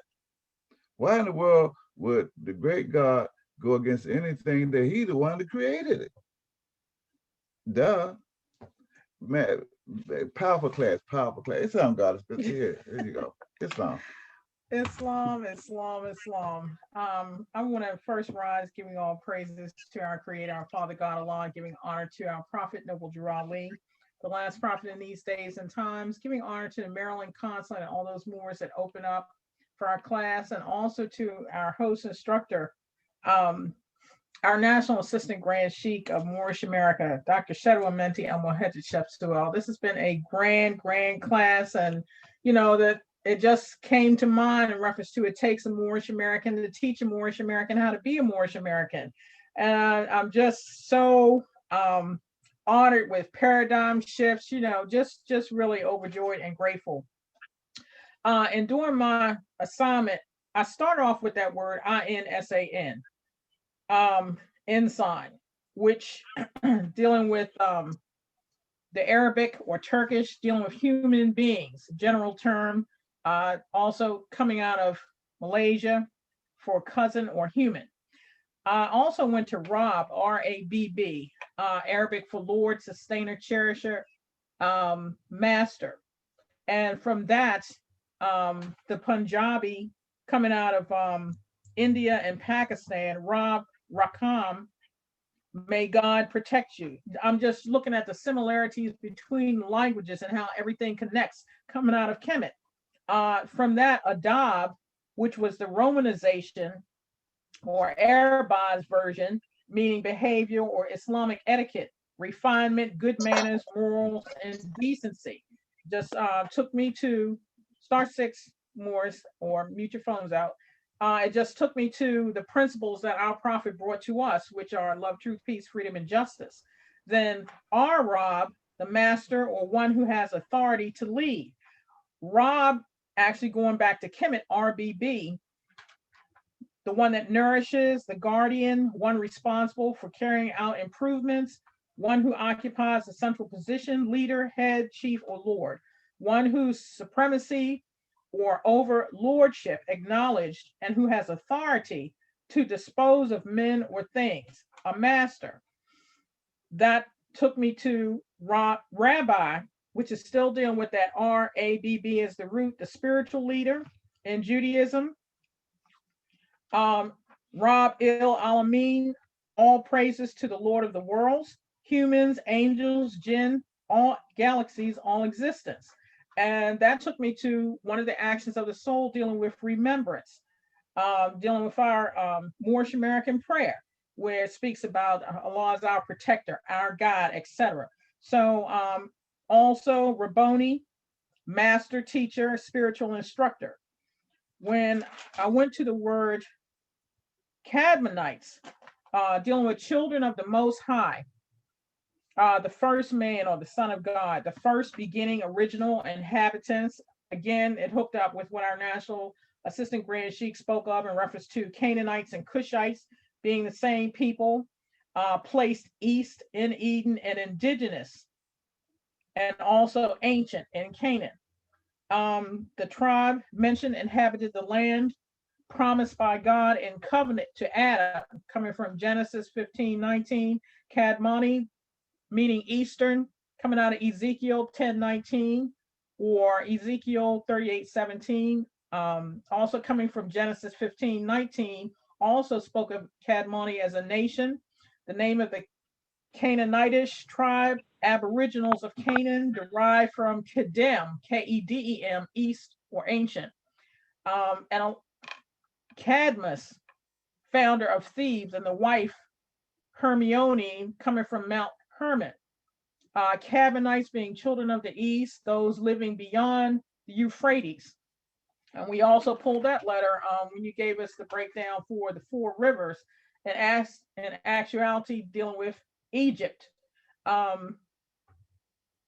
Beni Kedem, with the coming out of Greek and Arabian, these were Ishmaelites, probably applied to the collective tribes like Saracens of Middle Ages or Bedouins of modern times. So I see the remix in reference to bringing down the line of genealogy. It also mentioned Tripoli, that the names are still preserved. We have they still maintain the tradition of their ancestors that were expelled from Palestine by Joshua. And the thing about it is, when they came up with the word physiognomy, which is dealing with indicative of character and ethnic origin just by looking at one's face, the prophet let us know if you try to define what a person is or their nationality is by looking at them, you burnt up from the start. So that, to me, also was a remix to see a lot of things trying to throw one off the path of being able to trace themselves back. Coming from the Western Biblical and Theological Dictionary, Kadmonites, again, is ancient inhabitants of the land of Canaan, whose inhabitation was beyond Jordan to the east of Phoenicia, coming out of Genesis 15:19, descended from Canaan, or the son of Ham. Let's see. Oh, Beni Kedem, children of the east, sons of the concubine of Abraham. So they're speaking about Hagar, sent to live in the east country, Kedem, away from Isaac.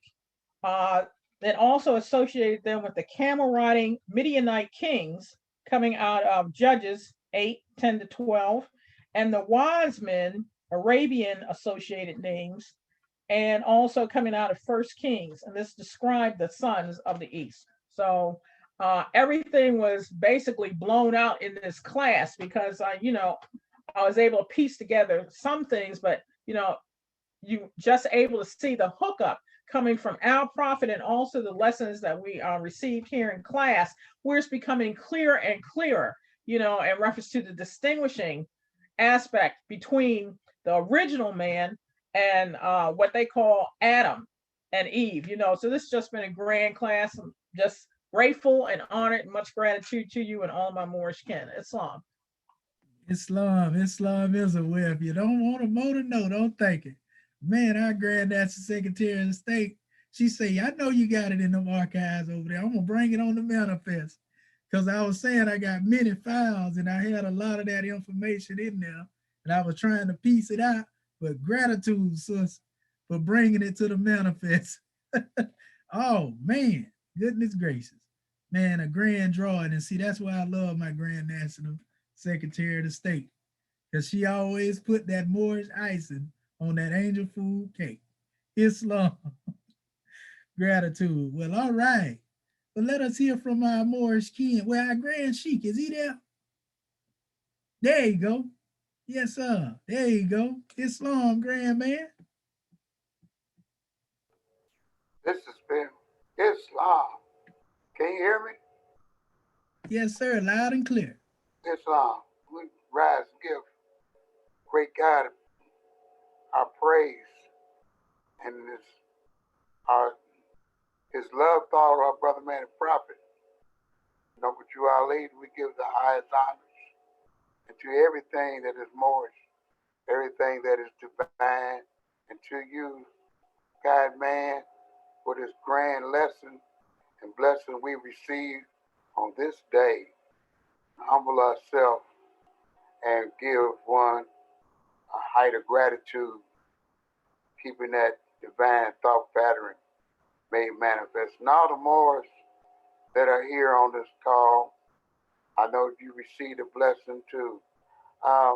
What stood out to ourselves in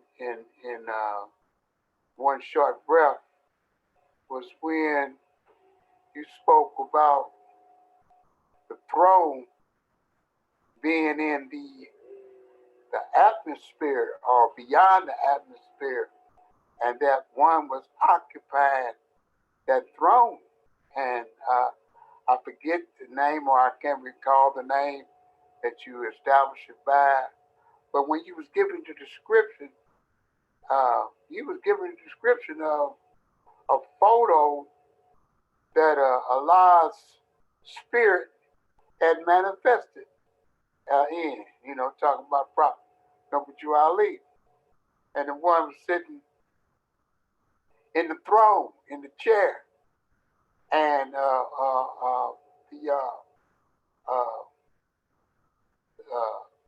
we won't call it clouds, the sun, or multitude of substance was around the Mo, and the Mo sitting back and was receiving the blessings and the lessons. And if you look in the back of that photograph, it's pictured exactly how you spoke on it. And I said, whoa, this has got to be Allah's message to us that his prophet ain't playing. And we need to get a drawing off of the lesson that a prophet is bringing to us, because it's time is nearing now, and we got to have these lessons in order to keep from being put in that position that we coming out of once again. So I appreciate you, Sheikh, for setting that demonstration out. And I wanted to make sure that I'm correct on what I saw there. Could you elaborate on that? Sir, you talking about the last reflection? Islam of the Prophet. Yeah, when you go into the aspect of dealing with the prophet, you remember he said he was going to take his moors above above the sun, moon, and stars around the almighty throne of Allah, you know. And so definitely he is the grand man, you know, of our Moorish American nation. He is that Kadmon, or that spirit man, in which we come forth to express, you know, everything that he brought and what he taught. You know, he's the best example for us. Just as the Arabs had the best example for them, or a particular another nation had an example for them, every cycle age, you know, this is why we measure time by cycle age and not by minutes, seconds, hours, and days, because it's the event of that grand man being sent to a people that manifests that splendor. Islam. It's not. Well, in addition to that, I was more or less given the drawing of the picture aspect of it, because it, you know, you say the picture is worth 1,000 words, and Yes, the sir. more that have that reflection of the prophet, I would advise or recommend that one really get a drawing off of that picture. Yes, sir. It's saying a lot. Islam, thank you. Islam. Yes, sir. And I agree with you. It's right behind you. Ah, it's hovering over you right now. ah, And we give honors to the chairman for putting the color in it so you can see it in, as they say, live and living color. that's right. Islam. Yes, sir. It's meaning behind that special picture. And it has to do with, as we say, that grand silhouette of divinity. You know, Islam. Yes, sir. It's more than just a picture. You can believe that. Islam, Sheikh. You know, and we give honors to that measure. And in the light of that, briefly, it's a measure here that deals with in the book of let me see, I want to see if I can get it up there. It talks about the pure divinity here in the book of the alphabetical creation cycle. And it speaks of Khalifa and Kadmon, right? The word that we spoke of. And it says that the complete orderly cycle of creation and the process of reunification must be the reverse mirror image of the first phase of the creation cycle. That's going back to that original state. And then it went into showing how one goes from a state of duality into actuality of oneness. You know, so that's that pure divinity referred to by the letter Ka in the ancient Comedian alphabet. It's powerful. It's powerful just from that special standpoint as well. Islam. Gratitude, Sheikh. You got anything else you want to bring on the manifest to us before we go forward? We want to hear the rest of our angels set their measures out, because I Yes, know sir. it's very powerful demonstrations on the manifest. We just want Islam. to get that observation. All right, grand man. Well, let's get to the postulates then. Islam. We'll call forth our beloved brother, Dr. Malik L. Bay, Consul General, because we honor the brother for setting out the platform, you know, the Baltimore consulate. We want to hear from that grand man and see what he had to bring forth, and he can call forth his assistant, and then we'll go to everybody else. Islam? Islam, Islam, Islam, Islam. First and foremost, I rise and give praise to the great God of the universe. And when I mean the great God of the universe, I really mean the great God of the universe. After hearing this demonstration, I will give honor to our holy, illustrious prophet, the original Kadmon. You know, oh man, your whole perception changes and go to a whole, you enter it like the Grand National Secretary of State said, you know, you enter to a whole different paradigm shift, you know, in consciousness. But giving honor to our theocratic government of Moorish America, Give honor to our Grand National Seal, emblem, flag, our divine constitution and bylaw. Give honor to all of our officials of March America. Give honor to divine ministers with angels. Special honor to our citizens, and a special honor to you, Grand National Assistant Grand Sheik, for laying this out. I mean, you laid it out simple. I mean, you laid it out plain, and you made it all the connections. And as I followed you from the last class up to now and laying this out, what happened for me, and I think that it should have happened for the rest of the apostolates, if they was paying attention. Because what should have happened, there was a point in the supreme moment of realization, where each individual, each apostolate merged with the universe. That's an experience. See, this unfoldment or this experience happened as you was taking us through, as you was walking us through. That shift, you should have been able to pinpoint it in your own consciousness when it happened. See, it happened for me. Now I'm able to take it and formulate it and express it in words. That's what I do. I consider myself a master alchemist and a master metaphysics. So I like to make things practical. And in this ADAPT class, that's what did it for me.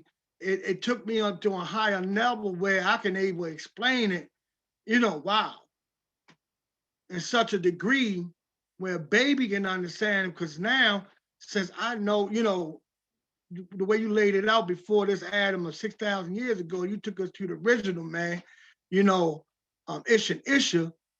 That's, I think a lot of Moors couldn't stand on that. Now you're talking about, it's not even about having the name, it's about being able to use the name. And that's what it is. That's what's happened for me. It strengthened me to be able to use the name, opposed to just having it. So I want to thank you for the grand measure and all the energy you put into the research, and in such a short period of time that you had to explain this thing. You did a magnificent job. You know what I mean? It just goes to show me who you are.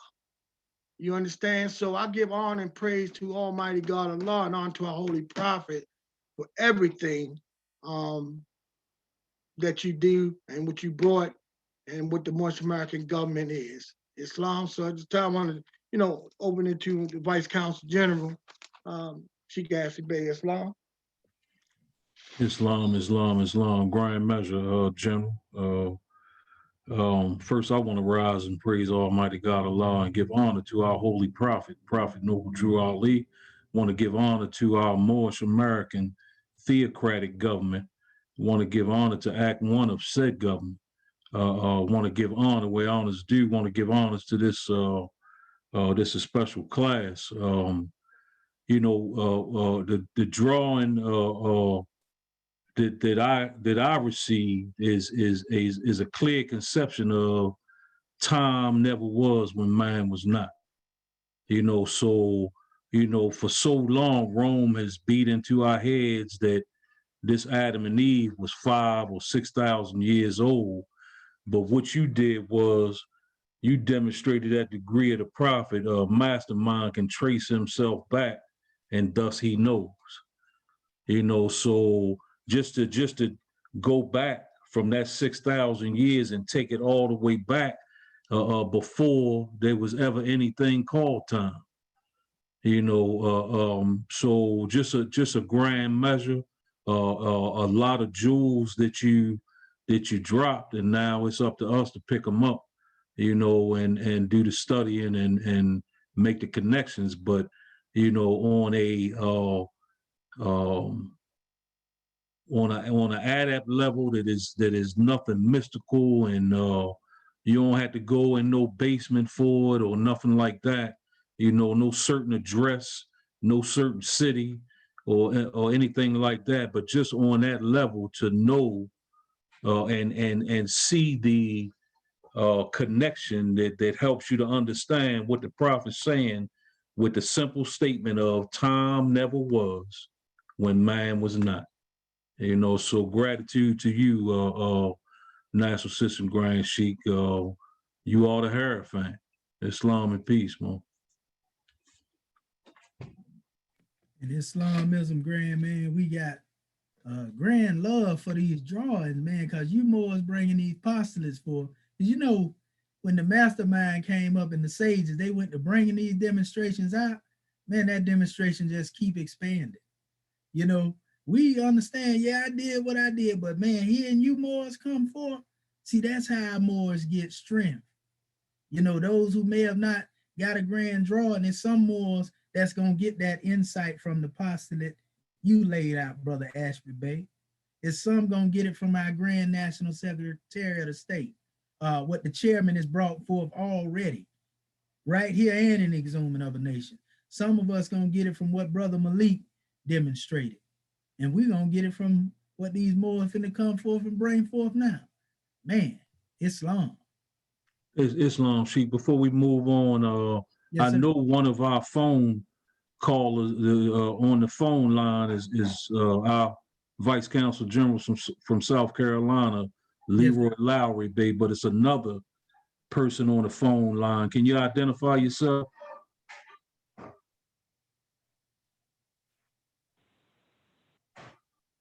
Islam. I had to call back into the line. Islam. Gratitude, Mo, man. Islam. We got you. Islam. Okay. Gratitude for the security, brother. Islamism. All right. Well, any other Moors like to come forth and give their portion? Islam.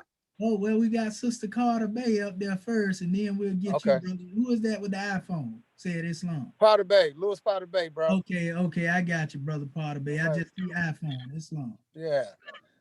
Islam. All right, Islam. Sister Carter Bay. Islam. Honors has already been given, and I tell you, I'm just I'm just overwhelmed with all this wonderful information that has come forth. And my National Grand Secretary, she was just all in my notes, and you all have already covered a lot of the things that I had, and dealing with this pre-Adamic man, the Kadmonite. And the only thing I would like to add, and I would like to read just briefly, because I don't want to take up a whole lot of time. I also looked up the Kadmonite tribe, and everything you all have said. It's just right on, because I come up with the same thing, and the only thing that I see that that will help me to witness to my Christian folks, I'm gonna give the number for the Kadmonite, and that Kadmoniy in the lexicon in your strong concordance, because when you a lot of my Christian friends, they love the strong concordance and stuff. So I would give them that number 6931, and it'll take them also to that number 6935, and dealing with everything that we already had said, talking about Easterners, talking about people who occupied the land of Canaan and all of that. And the goddess also talked about in Genesis 15:19 about the Canaanitish nation. But I want to read this little thing briefly, what I got out of the original books of the Bible. And it talks about concerning the birth of the group known as Kadmonites of the Phoenician stock of Hindus. And it says that you must be made aware of that which took place in the beginning of the 49,000 year periods, whose end you are nearing. And it talks about how that of which we speak were the events which took place in order to bring about a new type of Adamah, those of the dried earth are blood called Kadmonites. So we just got so much information to prove that these people, that we existed before this Adam that was given to us, that was told to us he was the first human. And also, even in that word, National Assistant Grand Sheet, we see the AD in that word, Kadmonite. And you said in our last class that it means first, but it was just referring to different time periods. And also, in my original book of the Bible, they even had a picture, and I know it don't matter a whole lot, but they even had a picture of the Canaanite man, and he was one that was very sun-kissed, and he had long black curly hair, kind of like had a beaker, like a little peak of hair coming down in the front of his face, and so he was a Canaanite, the Easterner, a male representative of the Adamic group of the 49,000 years ago. Islam. So that concludes my little measure that I had. But this is just a wonderful time. I'm telling you, I'm just trying to keep up. Islam. Islam, that's powerful. I got to get that book right there, sis. Islamism. That's talking about the cycles. And, notice it spoke on the periods of time. See, that's confirmation. And then when it talked about the Hinduist Kushite, them the Kushites of India. So, any sun kiss. Goodness gracious. Islam. Islam for that measure. I told you. These proselytes coming forth from these Moors. I told you it's expanding. All right. Islam, are there any other Moors who would like to come forth? I think our brother Party was there. Go ahead, brother Party. Islam.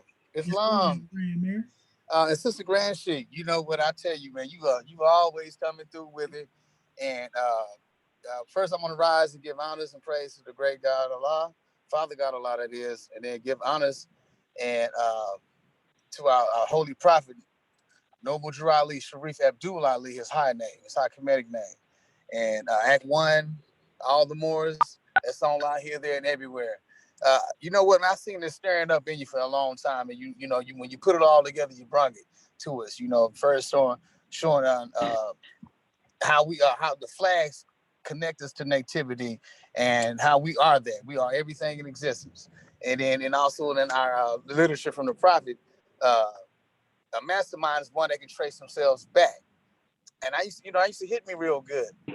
Like, I don't even know where to start, but until I got with the government and got with a bright mind like you, Nags, and others that's on the same page, because I didn't even know where to go study our ancient history, our Kemetic history, our Phoenician history, because a lot of people got it twisted that Phoenicians are Greeks, European Greeks. We are all that first plus some and then some. And I've heard this. I haven't done a lot of research when it comes to the Adam situation, but I knew that it was always more than one Adam. And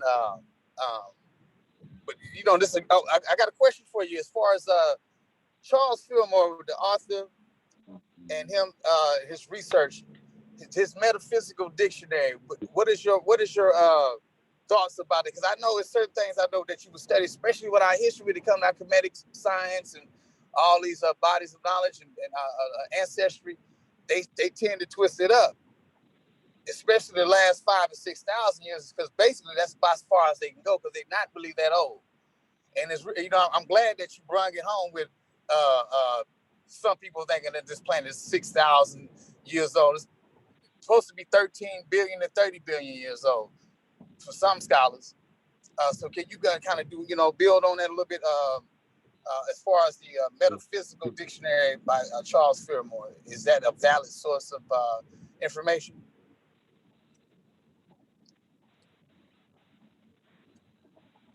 Islam, grand man. Well, the key is I quoted a metaphysical dictionary, in regards to dealing with the Kadmonites in this measure.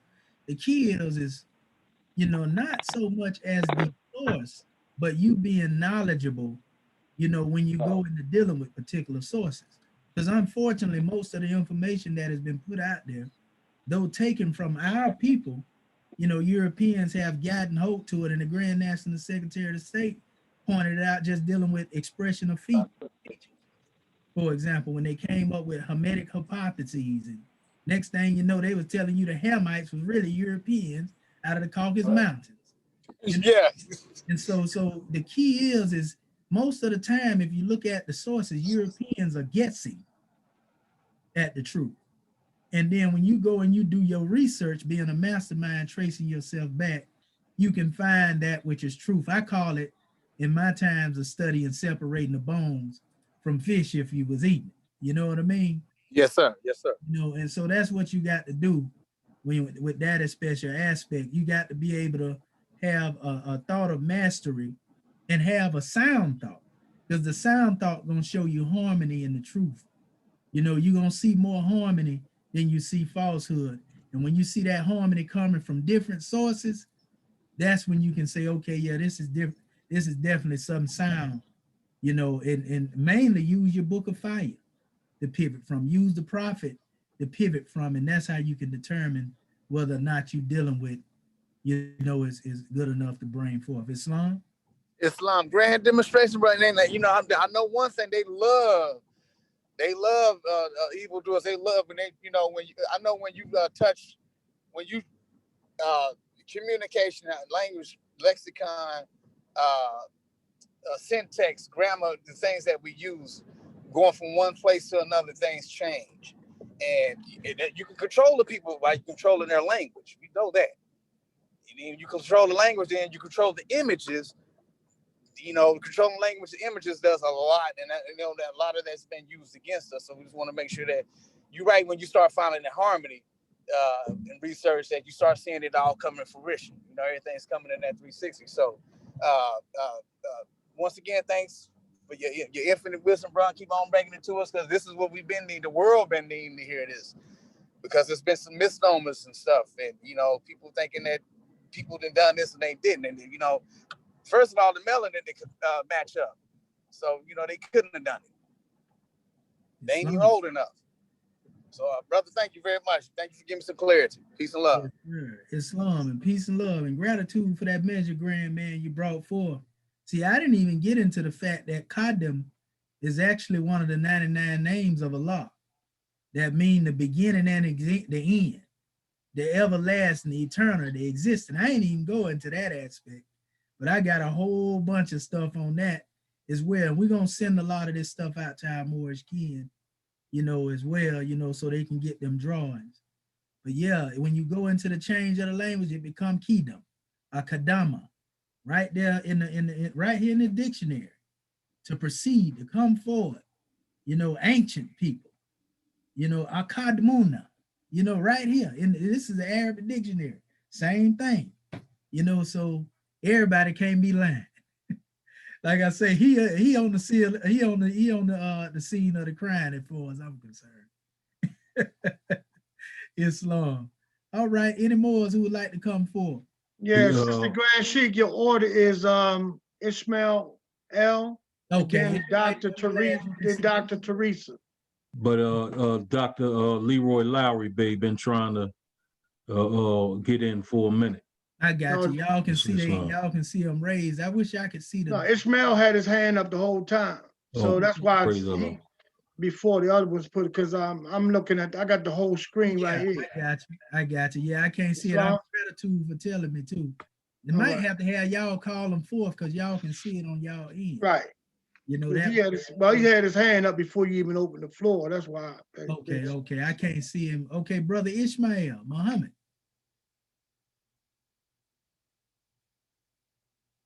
Can you hear me, grand man?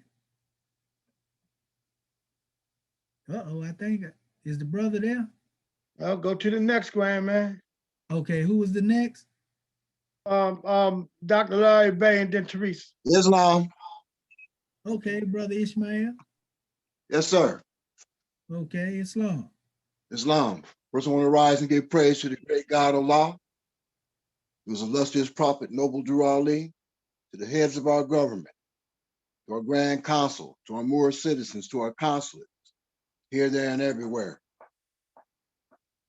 That was a grand demonstration.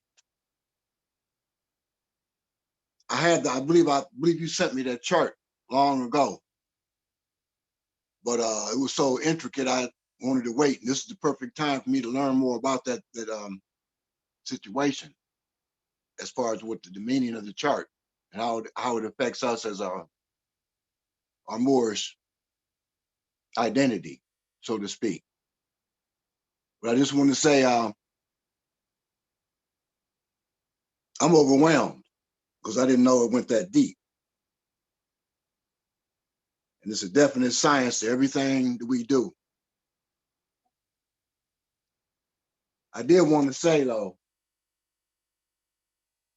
as far as these events have been going on,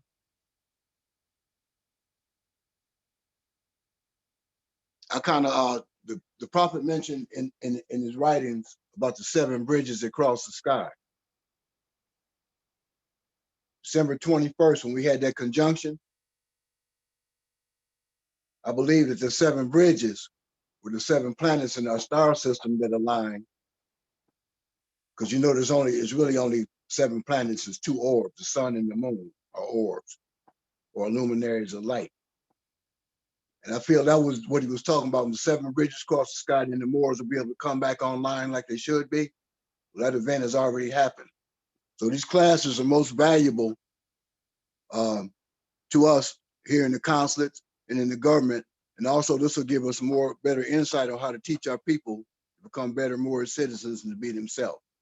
With that, I'll yield the floor, and thank you so much. Islam, gratitude, brother Ishmael, and definitely welcome back, and we honor you with all healing thoughts, brother. Yes, Oh, sir. yes, one more thing, sir. I got a pretty extensive library. And what I want to do is get all the consulates, email addresses, and I'll send all these files to everybody. I mean, it covers a lot of history and different subjects that we could use in teaching. So with that, I yield the floor. Thank you so much. Peace and love to all. Islam, Islam, Islamism. Islamism, that's right. Department of Library, Archives, and Wisdom. All right. Well, we got another brother. I think you said it was Brother Larry Bay, right? Okay. Yes. Islam. Brother Larry Bay. Islam. This is Dr. Larry Bay, Divine Minister, Vice Consul General, South Carolina Consulate. I rise, give praise to great God Allah, give honor to the Prophet, Noble Ali, give honor to our dear accredited Moorish American government, give honor to the official of our government, give a special honor to the citizens, and give a special honor to the United States Grand Sheikh for bringing forth this grand demonstration. Very high elevated, Islam. And my message on this particular day is dealing with Kadmon, or the Kadmonites, for the 49,000 year period, what we call an epoch. An epoch is a specific period in time marked by certain events or certain features. And this Kadmon, and then in the God woman, that cable, right, referred to as in other dialects or as Zakar, which means remember, or Hawa, meaning mother of all living things. And the cable translated to mean tribal leader, because Kadmon dealing with the first man. And these two particular God man and God woman of this this particular age of 49,000 years ago, the seed was attracted, from amongst 2 tribes, the Kuthite tribe, who lived in Samaria during the time of King Cyrus the Great, and from amongst the Kishite tribe, who live along the Nile. The head of the Kuthite tribe was Atum and Lilith, and the head of the Kishite tribe was Tar and his wife Anab. And these two, and this coming from the cuneiform text, the enclosed garden. And these 2 tribes, it was Angel Gabriel, right, a new school, who reach down, you know, in the clay or the dust, and reach down to the earth and grab up that clay or dark matter and form and shape the body of the Kadmonites.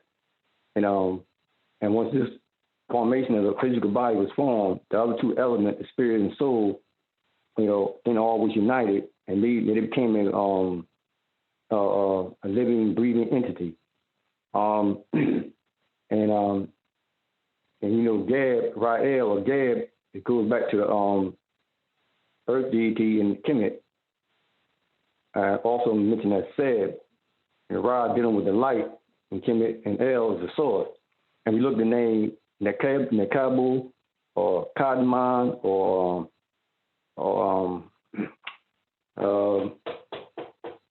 Zakar, you know, we see the word Ka mentioned all three names and take you back to the mother tongue again in Kemet. Because in Kad or Ad, like you said earlier, or Kat, you see the Ad means first, and then the name Kwa or Ka dealing with the soul, and the soul dealing with the spirit. And the soul, the spirit plane vibrating not so fast. And in chapter 1 by Morris Holy Quran. And these two special tribes, Kadmon and these God man, God woman, when they was formed into flesh, they was put, you know, in a garden in the outer field called the Nawa, in a place called Indonesia or Bali. And Bali, you know, this is a place in Asia. And Asia is one of the eastern Canaanite lands of Cush, mentioned in our book of Ali. Cushites, again, you know, from the descended from the ancient Moabites, who were the first Melanite gods and goddesses to take on human form. And we deal the word Bali, Ba deal the spirit back to Kemet, and you got Ali, El Ali, the Most High in Arabic. You know, the names of the Most High, the great God Elohim. So this Kadmon or the Kadmonite, with that spirit seed that came forth from El Ali, the Most High God, the one great God Elohim. You know, placed in the Garden of Eden. In Eden, you translate in Arabic or Proto-Sinaitic is Aden. Again, you're talking about the first, you know, first people of the land. And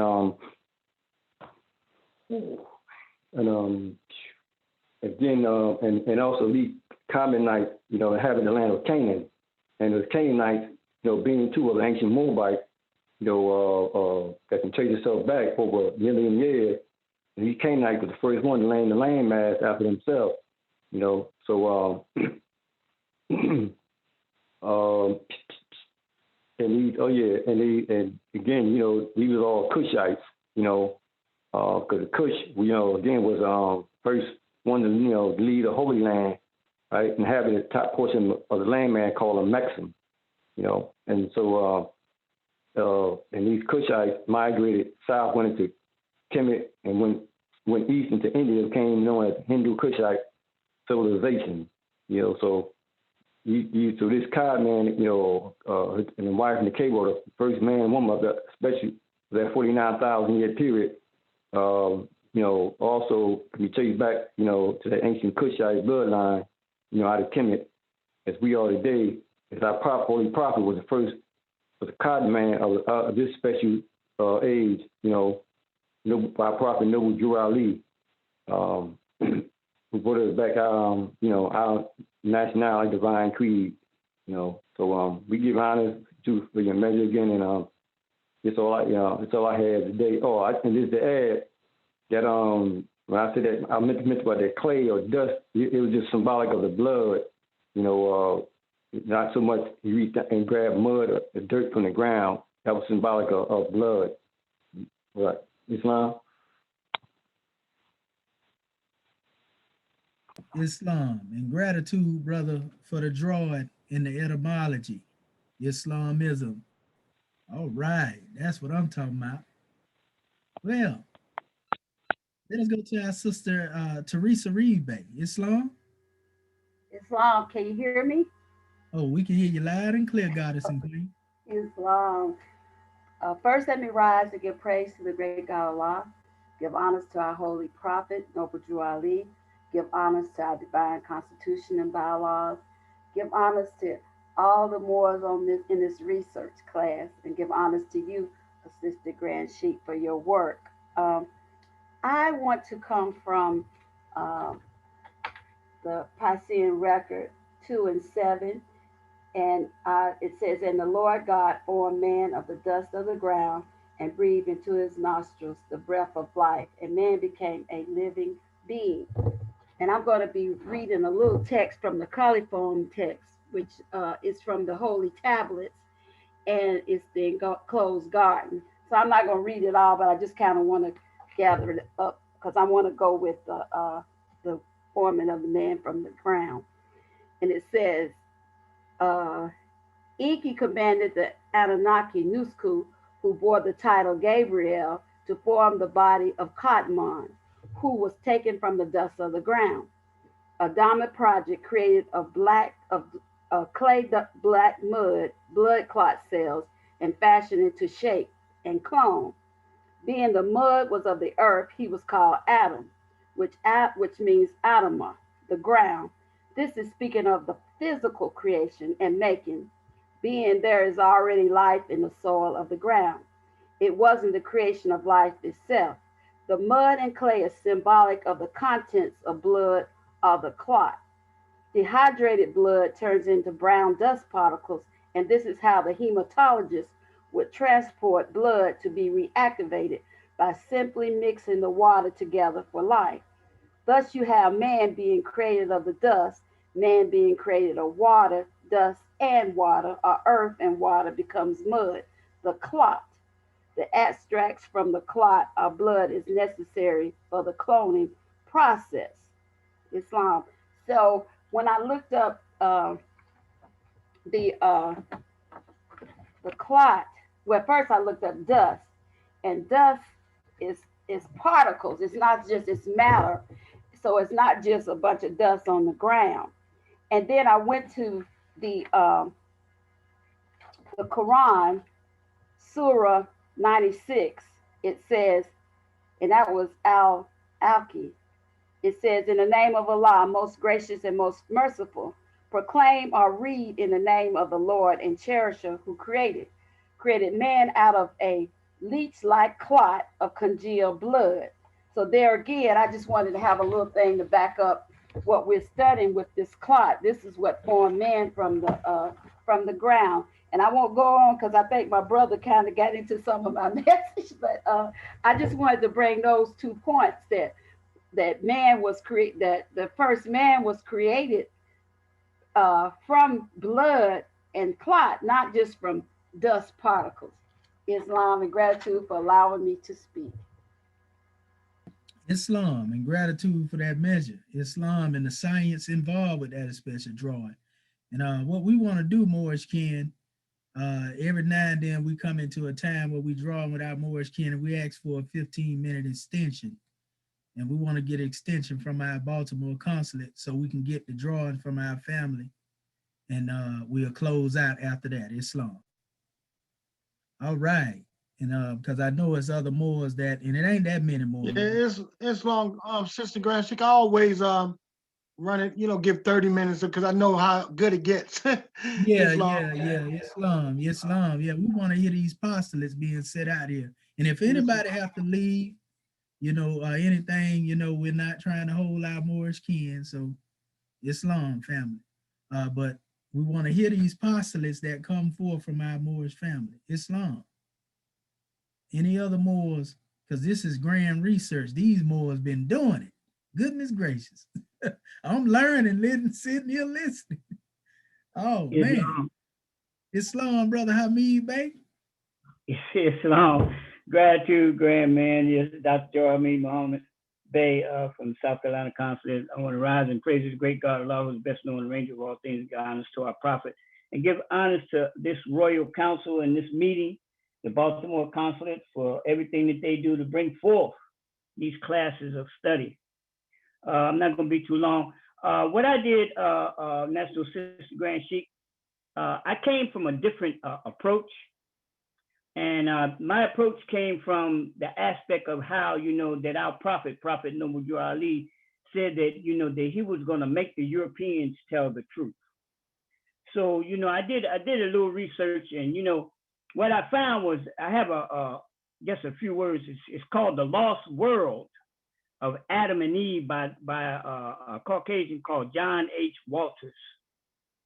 And the reason why I went into this, because what I found was, you know, and I really didn't notice until we really went in, that this has been a topic of debate amongst them for a very, very long time. And as you mentioned, right, these are things that they have kept in the shadows. You know, they were discussing these topics. So I just want to say the first things, of course, is that Genesis is an ancient document. That's very key. Because see, this whole presentation is based on Genesis 2 and 3. It says, with more language and ideas in common with writings of the ancient world than our own society. This is in line with the belief that God has accommodated the communicator and the immediate audience. The narrative of the creation for the modern society, right, consumed with scientific materialism that bases authority of truth purely on empirical analysis. The Genesis text reads as a story of material origins. In other words, right, like you said, right, to the common reader, especially in this day and time, they look at everything as we know, right, the European, everything from the plane of things made manifest. They can never see it beyond that. And he goes on to say, this, however, was not of the primary concern of the ancients, of whom God communicated through Genesis. It says, instead, according to that, he said the ancient world focused on cosmological order, and creation demonstrates order being derived from a situation represented by waters, by the waters. And he put emphasis on that thing about the waters. So now we're not dealing with physical waters here, as you stated in the previous lesson about the Spirit hovering over the waters, right? In which the Spirit of God hovered. This order is a result of assigned functions and roles given to the elements of the natural system or the creatures placed within that system. So within that, when you go into that word Kadmon, I went into, you know, the alphabetical study of that letter, of that word. And of course I had to take out the O. So when you deal with the first letter, which is K, the Ka, you're dealing with the universal body. When you go to the next letter, the A, which is first existed, Atum. When you deal with the next letter, which is D, you're talking about the orderly plan of Ma'at. When you go to the next letter, which is the M, you're dealing with the divine craftsman. When you go into the last letter, which is the N, which is the divine infusion. So what you end up with is the first existence of the divine infusion of the orderly plan of the Ma'atian law and the universal body of the divine craftsman, which is the Kadmon, which we are studying, the Adam Kadmon, the ancient man, the spirit man. Islam and gratitude. That's all I have. I want to share that. And Islam and gratitude, Brother Muhammad Bey, for that grand drawing. Indeed. Yes, sir. Especially utilizing and harping upon them alphabetical letters. Islamism, that's what we talk about. And that tie right into that measure, what we gave earlier, dealing with Kedom, from the same measure where we deal with the pure divinity. Powerful. Man, Islamism. Well, all right. All right. Are there any other Moors who would like to come forth and give their portion that haven't come forth yet? Because we done got some grand drawing, man. Our Moors can't been setting the apostolates out. Ooh, wee. Islam. Islam. Brother Bate, Bati Bate, what's going on, grand man? Islam. Grand class. Let me rise in perfect praise, give all praise, honor, and glory to our Father God Allah, our illustrious Prophet, our High Sharif Abdul Ali. Give honors to Act 1, our flag, ensigns, emblems, with angels, mufti, core, and everything that is Moorish. I am Divine Minister Tundu Amatef Mubasa Bay, Oklahoma Consulate. And man, just listening in on the class, you know, I got a plate full, and but in my research, what I had you know, kind of geared in towards was I geared in mainly on the Kadmonite. And I noticed that whenever I went to the biblical concordance, it spoke about you know, Adam, the Kadmonite being Abraham having a covenant with the great God. That's where I seen it at in I think it was Sister Diane Carter Bay had mentioned 69:35, and it was like in Genesis 15 verse 19, ayat 19, and it spoke about, it gave the three, it was a Kenites, the Kazanites, and then the Kadmonites, and I seen that from that seed that came forth from Abraham, I seen that it was a covenant established with that special people. But then whenever I looked off into I looked off into it a little bit more, I noticed that in the Kabbalah, it describes the manifestation of God, you know, with the from a metaphysical standpoint, you know, being that you know, Kadmon represented the divine light. You know, that was the light that came straight forth from the heart of the great God. And I look at that light as thoughts, but those thoughts was before the physical or the soul took upon the garb of flesh. And it was pretty much pure potential. I seen that, you know, as far as when the Kabbalah was explaining it in this way. And it said that in the creation, it said that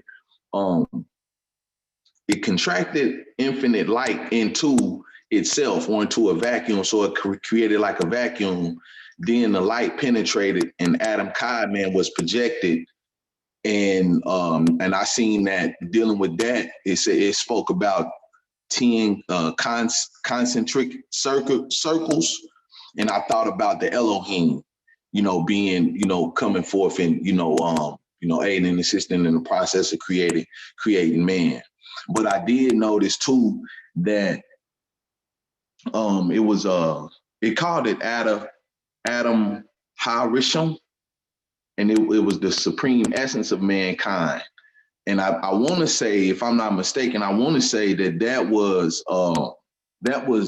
Adam Harisham was the physical manifestation, but Adam Kadmon was the man, or I'm gonna say, you know, a genderless spirit that hadn't yet took upon the body, but it was I'm gonna say still in the thought process, still in the coming forth from the thought or from the heart of the great God yet to be manifested. And that was pretty much, you know, what I had seen, you know, that stuck out to me. And then I also seen El Bari, and that was one who brings about something out of nothing, one who creates something which never was there before, or one who brought about the existence out of non-existence. So I thought about, you know, El Bari being, you know, pretty much the great God manifested, you know, in man, you know, through, you know, their ancient lineage, their bloodline. But I also noticed too that in these when they speak about the Kadmonites, I seen that these were nations of people, and it reminded me whenever I was reading about the Kadmonites and the Kenites, was that it wasn't just one particular individual. It was millions upon millions. This was like nations of people. And I remember in I think it was like the Bhagavad Gita, where it spoke about where I think it was Arjuna was speaking with the great God, and he took him back to, he said, you know, from whenever he had 1,000,000 bellies and 1,000,000 eyes. And so when I thought about that, I automatically thought about these nations that were formed before, you know, that Adamite period, or, you know, that antediluvian period. you know, but that was just some of the things that I seen. Gratitude for allowing me to share my message. Peace and love, family.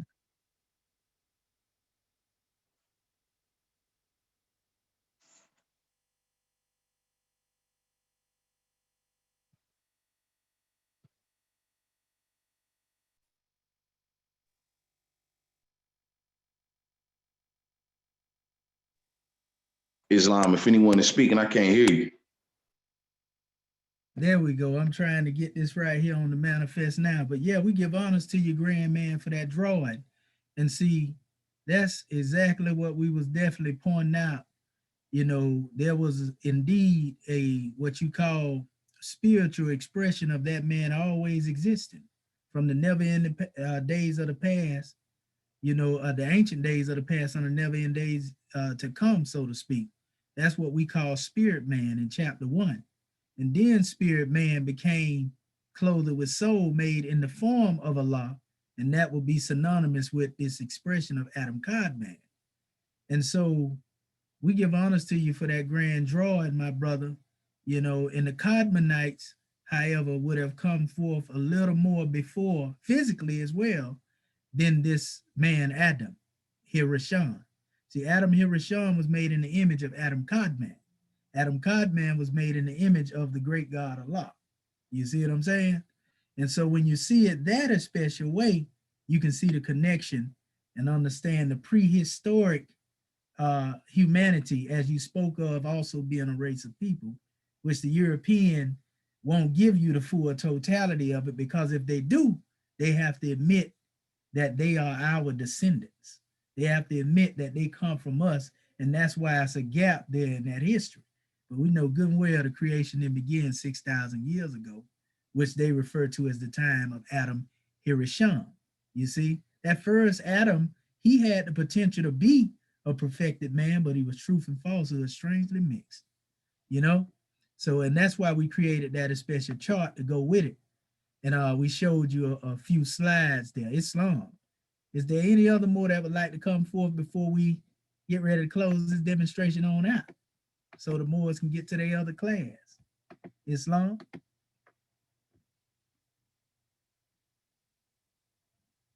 All right, Islam. Well, all right. Well, what we gonna do, Moorish Ken, because we're gonna forward a lot of this information to our family. Since we done already brought it home, we're gonna give you a bonus measure, just small, nothing major, like we did in the last class, and we're gonna close this demonstration out. Islam. What I want to give our Moorish kin in confirmation and support of all the apostolates that our Moorish kin brought forth. Beautiful. You Moors have definitely demonstrated your research, you know, and that's what we talking about, because that's what's going to uplift our people when it's all said and done. So as you seen originally, I shared this particular picture with the Moorish kin. That was the last expression that I showed. Let me move this, I'm kind of minimize it a little bit. Okay, there we go. I showed this last picture, and I talked about how the Indologists took this symbol, which you can see the scimitar and everything in there. They just have a star exalted above the scimitar. European tried to take this and remix it and call it their own, but it actually came from this particular image in India, where they got it from. Let me pull this image up real quick. There it go, right there. Okay, this is where the Europeans got this image from, right here.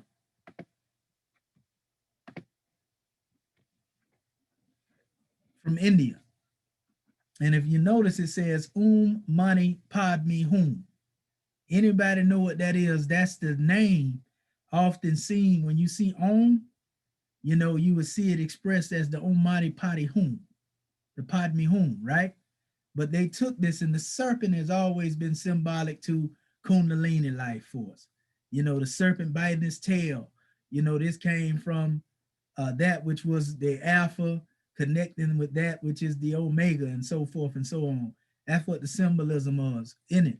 So it's not strange that when our holy prophet told you that he learned from the Muslims of the East, and he tell you about going into India and so forth and so on, that these symbols, which became adept symbols, even in our movement, you know, there's no truth that contradicts another truth. Now, the reason why you see the scimitar as it is, because really, if you understand the nature of man, you have what you call the scimitar sacrum. And the scimitar is forged, you know, in the base of one's being. And when you forge that demonstration, then rises up and it's basically hovering as consciousness. This is where you deal with coming from a microcosmic man into the expression of the macrocosmic. But at one time you was in the macrocosmic expression, you know, and then you came into the manifest. So that's where they got it from, the people of India, which the Europeans stole these symbols, right? Now, one more measure, because I spoke also in the same picture dealing with the tetragrammaton in the 4-letter word in the name Hu-He, which goes back to Kemet. That's what I want to show our Moorish kin right now, because we didn't pull it up, and also connects to Ish and Ishia. We already showed that earlier, how the name Hu-He connects to Ish and Isha. But I want to show you this, which I didn't get a chance to go over. Notice the name Ash is mentioned here, as you've seen it in the other picture that I showed you earlier. Ash is a name of Amen. You see Asha, another name referring to Amen, which means to be much or be many, to be abundant, to happen often or frequently. You see, Ish, Isha, Ash, Asha. You see, going back to Amen, Amen being the hidden one, right? So we see the name Amen from ancient Kemet going right back to the beginning, just like Ta, just like Osa, just like Tehuti. All of this is dealing with the previous or pure divinity.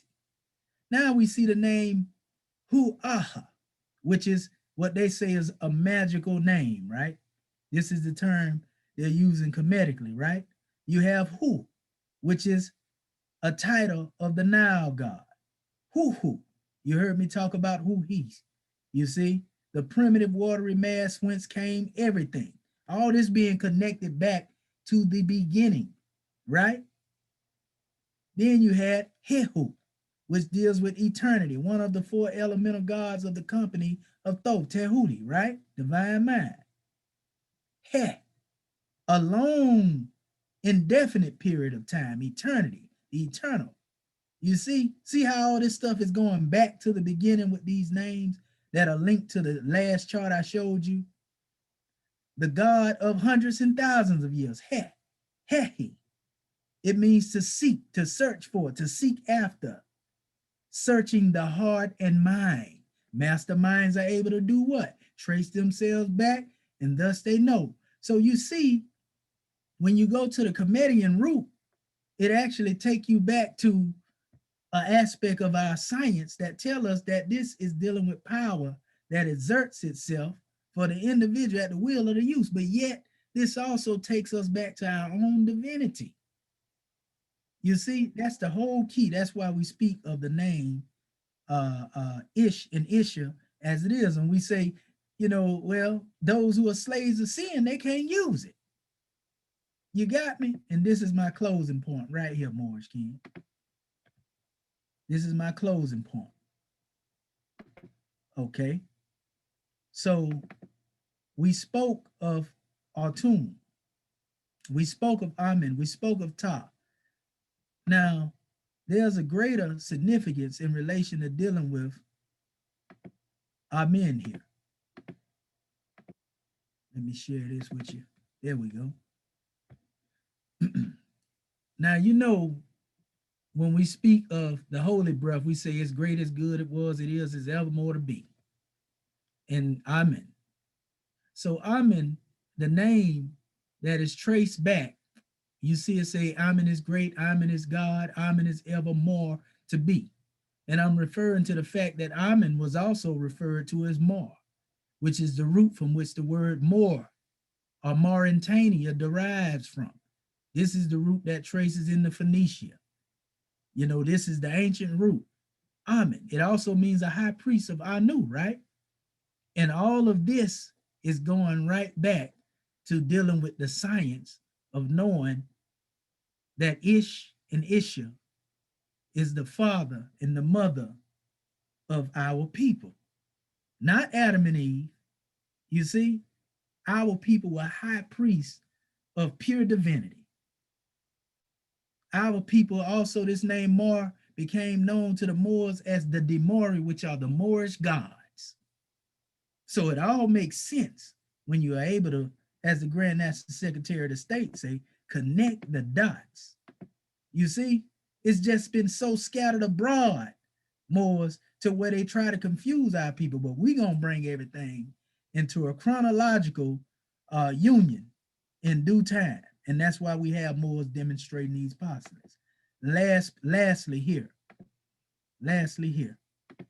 this particular portion, dealing with that same name, tetragrammaton. Now you see, when they translate it, that's the uhi, you see, that we were talking about. You see they using the I and the U in the place of the two H's, but it's still the same word. You see, now they have the box Hebrew example above this example, but this is the same name that you seen in the last chart I showed. Man with arms raised, tent peg, they use here, man with arms raised, and the hand. Exists and he exists. You know, even in another expression, you'll see it means he secured the breath. He secured the breath. You know, so you can't use the name if you're a slave to sin. But the name Ish and Isha is locked up in the name of the creator himself, basically, because it's part and partial. And that's where it links also to spirit man, Adam Kadmon, in which the union exists, through which the first physical man came forth.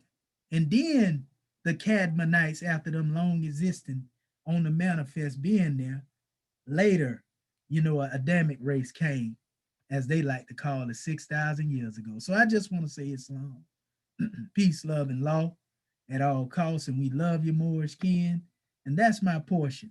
But we just want to make it plain to our Moorish kin how to use that name. Islam, we love you. Islam grind, man, for that grind class. And we're gonna close out Islam. Moorish leaders' historical message to America. In conclusion, I urge you to remember there is work enough for all to do in helping to build a better world. The problems of life are largely social and economic. In a profound sense, they are moral and spiritual. Have lofty conceptions of your duties to your country and fellow man in general, and especially those with whom you deal. This includes such honesty and righteousness as will cause you to put yourself in the other fellow's place. Look for the best that is in you. Have a deeper appreciation for womanhood. Brighten the hopes of our youth in order that their courage be increased to dare and do wondrous things. Adhere at all times to the principles of love, truth, peace, freedom, and justice. I am your affectionate leader. I shall continue to labor day and night, both in public and private, for your good, thereby contributing to the welfare of our country and its people as a whole. Prophet Noble Drew Ali. Islam, January 15th, 1929, a warning from the Prophet to be read at every meeting. I hereby inform all citizens that they must end all radical, agitating speeches while they work, in their homes, or on the streets. We offer peace and not destruction. Stop flashing your cards and your opinions. It causes confusion. Remember, your card is for your salvation. Failure to obey these orders will be of severe consequence. We are for peace and we are for love, truth, peace, freedom, and justice. And when these principles are violated, justice must then take its course. Any citizen or group of citizens who hold malicious feelings towards the government or the prophet or violate the divine covenant of the Moorish movement will receive their reward from Allah for their unjust deeds. All true Moors will and must obey the law as laid down to them by their prophet. If they lose confidence in their prophet, they should turn in their card and button, cease wearing their turban and fez, and return to the state where I, the prophet, found you. This is a holy and divine movement founded by the prophet. noble Drew Ali. And if the prophet is not right, the government is not right. The prophet, therefore, is sending out the divine plea to all Moorish Americans that they do their part in protecting their prophet and the government. This is an everlasting movement founded by the prophet through the will of Allah to redeem his people from their sinful ways. By order of Prophet Noble Drew Ali. Islam. A holy covenant for the 80 of the nations. Ye are the children of one father, bride upon Allah, provided for by his care, and the breast of one mother have given you suck. That the bonds of affection, therefore unite thee with thy brothers, that peace and happiness may dwell in thy father's house. And when ye separate in the world, remember the relation that bindeth you to love and unity, and be fair not a stranger before thy own blood. If thy brothers in adversity, assist him, and thy sisters in trouble, forsake her not. So shall the fortune of thy father contribute to the support of his whole race, and his care be continued to you all in your love to each other. Islam. Islam. Islam, Moors grand class. Islam, we love you, Moors. We love you. Islam. Love you right back, Mo. Yeah, you Moors is powerful. We got to get us a translation. Grand demonstration. Grand demonstration. Grand class. Much gratitude, Morris. Grand class. Love Dr. you, Islam. Peace.